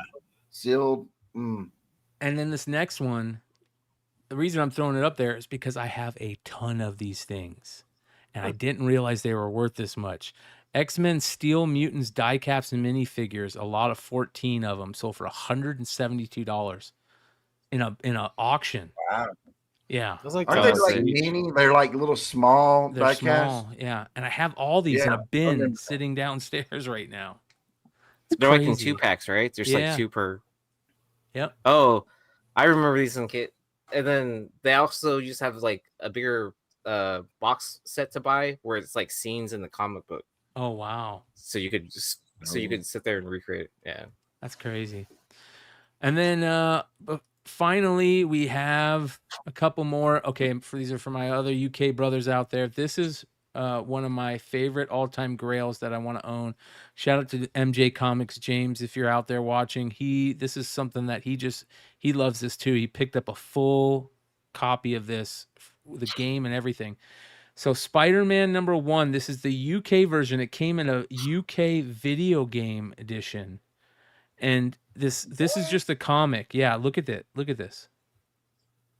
And this came and he has if you go check out MJ Comics, he has a video of him opening up the video game and everything. But this is just a comic that comes with the video game, sold for $200 or 200 That's cool. Yeah, $200. 200 pounds. Yeah, 200 pounds. Next, I've never seen this. This is kind of cool. Dallas Comic-Con from 2013. Neil Adams Joker cover. Have you ever seen this? Wow. No, I've never seen that Pretty cool. article. Look at that. Wow. Yeah. Oh, that's With the funny because they still Comic-Con use the program? phrase. Yeah, because they still use the phrase fan days. Yep. They still use that. And that's that of 150 the bucks. Joker card that's in the that was famous to be in the Batcave, that card with that Joker on it. Yep. Yep. In the background. But Neil made that popular, that version of that card like that. So that's Yep. really cool. I love the cane too with the skull on it. Yeah, I've never. Yeah, I've seen tons of Neil's stuff, and I've never seen that at all. Man, that's awesome. Don McTeague Catwoman sketch cover. That's nice. Oh yeah, love the So stitches. that's she drew that, right? Yep. Original. Yeah. Meow. Yep. Dom Meow, Teague. man. Have you guys met her? No. Mm-mm. She's awesome. Yeah, I hear she's amazing. I grabbed some copies of her. Yeah, she was gonna and I didn't know she had. So actually, Sean had her at Dallas. Hudashko had her. So she's at the booth there. So he had some of her books. She did a boys #1, and I found some of her first Marvel variant stuff. And like I didn't know, and talked to her for a while, and it wasn't expensive. And she was like, "No, you have all this stuff," and just give me autographs, and it'll be. And I was like, "No, you're here working." I was like, "I'm just gonna pay you." I was like, "It's fine. It's totally fine. Like your work's awesome. It's nice to meet you." So yeah, really, really, really cool stuff. Very nice person.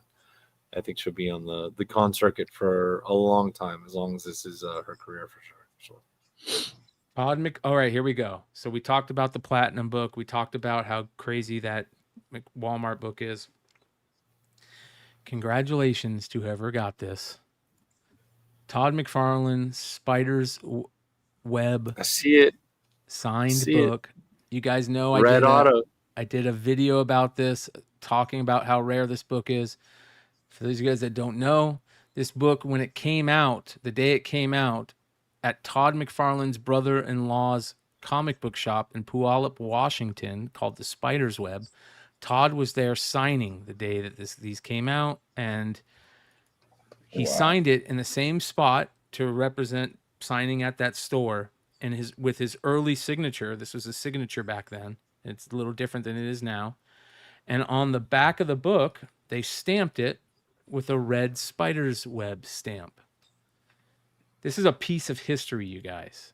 Like, this represents the day that these came out. Todd signed them. You know what I mean? Like, this is a big deal. And these are so tough to come by. And somebody got one for $139. Or less. But to be honest, these were supremely undervalued, and I don't think people really noticed these that often. They're not rare, but it's not like there's only 100 of them. Do you know what I mean? Yeah. Like, so I feel like only a few years ago, which in comic terms, I don't know how long that is, but I feel like people only started noticing them not that long ago. But here's the thing. Most of these people would just throw away because they thought they were fake. When I bought my first one, Oh, really? I was at Jesse James Comics going through a dollar bin. It was in the dollar bin, and I handed it to Kyle, and I go, "Kyle, is this real?" And he goes, "I don't think so, but he used to sign different." And I go, "Okay, I'm just going to buy it for $1." And when I took it home, I opened it up, and out in the middle fell the typed paper from the store that said what it was and told me to look on the back for the red stamp, and there it was. And ever since then, I've been picking them up, and I miss this one because I would have bought it. But don't you think, Brian, it's like Leg said, there's a lot of them out there, but no one's selling them. That's another thing, right? Yeah. They're keeping I don't think those. I would be surprised to if there was less. I think there's I would be surprised if there's more than 500. Or Seriously. I would say you could store signing. Yeah. You could get the silver one and then go ask Todd if he can make a remark, but that it looks like that autograph.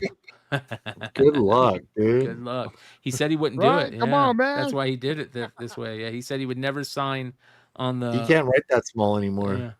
It's literally impossible for him. Yeah, You never know if you're gonna get a T or a Todd either. I did a special documentary, like video style, like a That's 5-minute true. video on it. If you guys want to go get it, more information on it, it's really crazy. You can find that on the YouTube page. This is one of my all-time favorite books, Green Lantern #4 from 1942. It's got a great war cover, but more importantly, in the interiors, has a full-page ad for Wonder Woman #1. And this copy is fucking mint cherry as fuck, dude. Look at this. That thing's I mean, I just think they had to do that takeaway. That no, maybe they didn't. look at that back cover. Oh my god. Yeah, ignore whatever we said. However, this guy took pictures of this book. Do that. It's good photos. $2,200 it sold for raw. And then this was just cool as hell, and I want one of these. Sideshow Court of the Dead Rotten Apple. Look at how cool this is. Wow, that is actually pretty insane. Yeah, that Court of the Dead stuff is so sick. I'm not familiar with it. What is it? I'm not familiar with it either. So one of the co-founders of Sideshow, it's not. I think his name is Tom. Is that right, Mark? You know the Sideshow guys. Was Tom? Tom was the guy with the long hair, right? Oh, I know. I don't know. I don't do Sideshow. I think you did Sideshow stuff. Anyways, so Tom, yeah, I'm pretty sure it's Tom. But so he came up with this whole IP of just like the underworld and different factions or whatever, and they made these absolutely fucking gorgeous statues of these like undead ladies and crazy like scythes and just really cool stuff. And so massive mythology. When we were at Skybound, we worked with them on some board game ideas for it, and it's such a cool IP and stuff. And I mean the statues are gorgeous, and they're hundreds and Sideshow, so like $500 statues in there. Yeah. So yeah, there's Fucking awesome. cool. And this is a cool piece. Yeah, this sold for $150, and I'm glad you told us about this clutch because I'm gonna be checking this shit out. This is badass. Oh, dude, absolutely. And then finally, Transformers. Oh, yeah. Original mint on card Micromaster Air Patrol set sold for $502. But that's not just it. Look at this. This guy sold. He's still selling a bunch of crazy stuff, dude. Oh yeah, look at just wait. I mean, it gets crazy. Check this out. He's still selling a bunch of them. Look at all these turtle stuff. But look what he sold too. All these. The entire Micromasters countdown set, play set, rocket base. I mean, all of them. Look at the. Wow. These are super cool. He sold all of these. Oh, I remember this one right here. The military ones. The Pretenders. He sold so many just cool things. So that's a crazy. We talked about that in May when that sold, the Purple Belt Slash. But yeah, he sold a bunch of these Transformer Micro Master sets for a lot of money. And that, ladies and gentlemen, is the market report for August 13th, 2025. I want to say thank you for everybody that hung out with us tonight. We've got a lot of stuff coming up. We've got Clutch is heading out to Chicago. So if you see him in Chicago, say hello. Do you have any sales that you're going to be doing while you're out there in Chicago on eBay Live, Clutch? Nothing planned, but I'll bring my stuff just in case. I'm just trying to go out there to hang, really. Very cool, bro. Enjoy yourself. Nice. Yep. Have a good time, dude. Oh yeah. Leg, do you have any sales? You got a sale coming up tomorrow? Yeah, normal times. So tomorrow 6:30. There's they got the Chicago Comic-Con. There's a big push sale for our friend Slap Me Harder on Friday night. Let's see if he runs for a day or two this time. See if they've actually extended the eBay button so we can go to 48 hours. So good luck, Kevin, brother. So I'm gonna go a little early on Friday. So around 1 or 2 o'clock on Friday, my time, something like that. So normal time, normal sales, fun stuff. Yee, what do you have coming up? Do you have any sales or shows coming up? Let's see. The band is playing in Oklahoma. That's coming up in September, I want to say. Be careful, but- bro. What? What? Go, Oklahoma's bro. What are you Be talking about? careful. Doc Joe lives there. Do I? It's Oklahoma. Whatever. I don't care. Oklahoma, bro. I've been to Corpus, so Hey, I'm glad someone caught that. By the way, you've got new merch out, right? Let me put the. Oh yeah, we just dropped the Terrifier shirt, so that's pretty exciting. Nice. So if you pre-ordered on that, we should have them shipped out pretty soon. And we do have a festival coming up too. When is that? That's in.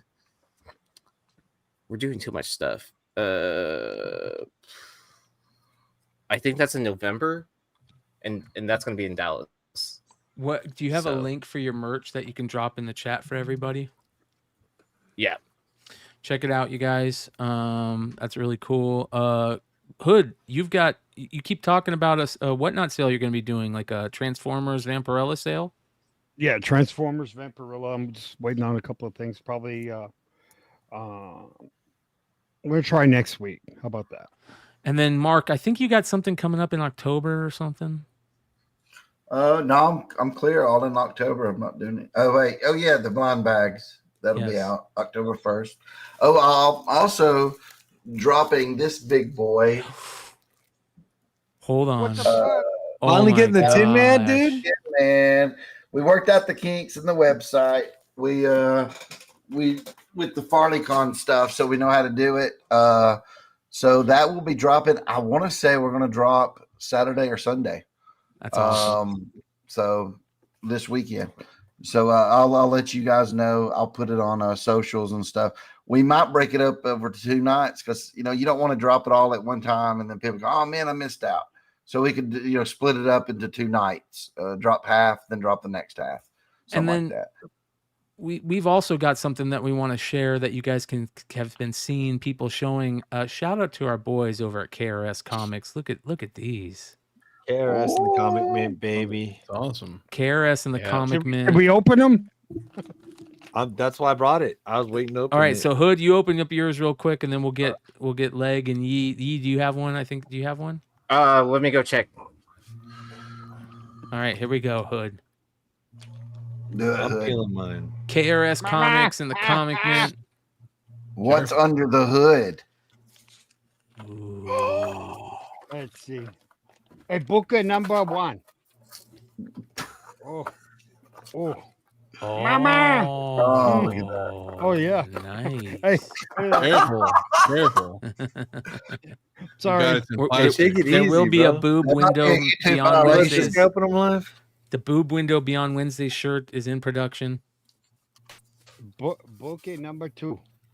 Ooh, Will Jack.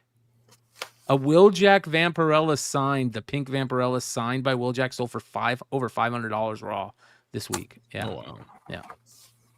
And then a Booker number 3. Ooh. is that Natalie? Foil. Natalie Sanders? Is that I Natalie think it is. Sanders? Yeah. Yeah. That's Saw it beautiful. beautiful. There's a lot of power in that, man. There was You a got lot of power in that. All right, Leg, you ready? I am. All right. Also- Leg's up next. Thanks, Jose and Chris. Shout out to Jose So- and Chris over at KRS Sorry, Comics. spoke up, shout out. Yeah, thank you guys. The And best. also a shout out October 3rd, you guys. If you're going to San Diego, I'm going down there to see this band called State of Filth. So I'm going down to see Yeezy, see his band play in San Diego. I believe it's in La Jolla, which is a little north of there, if that helps at all. I split the bottom a little. You know that September 3rd is a Wednesday, right? October 3rd. October. Yeah, it's October September. 3rd. Yeah, we're traveling to California. October 3rd is San October 3rd, Diego, and I actually, yeah.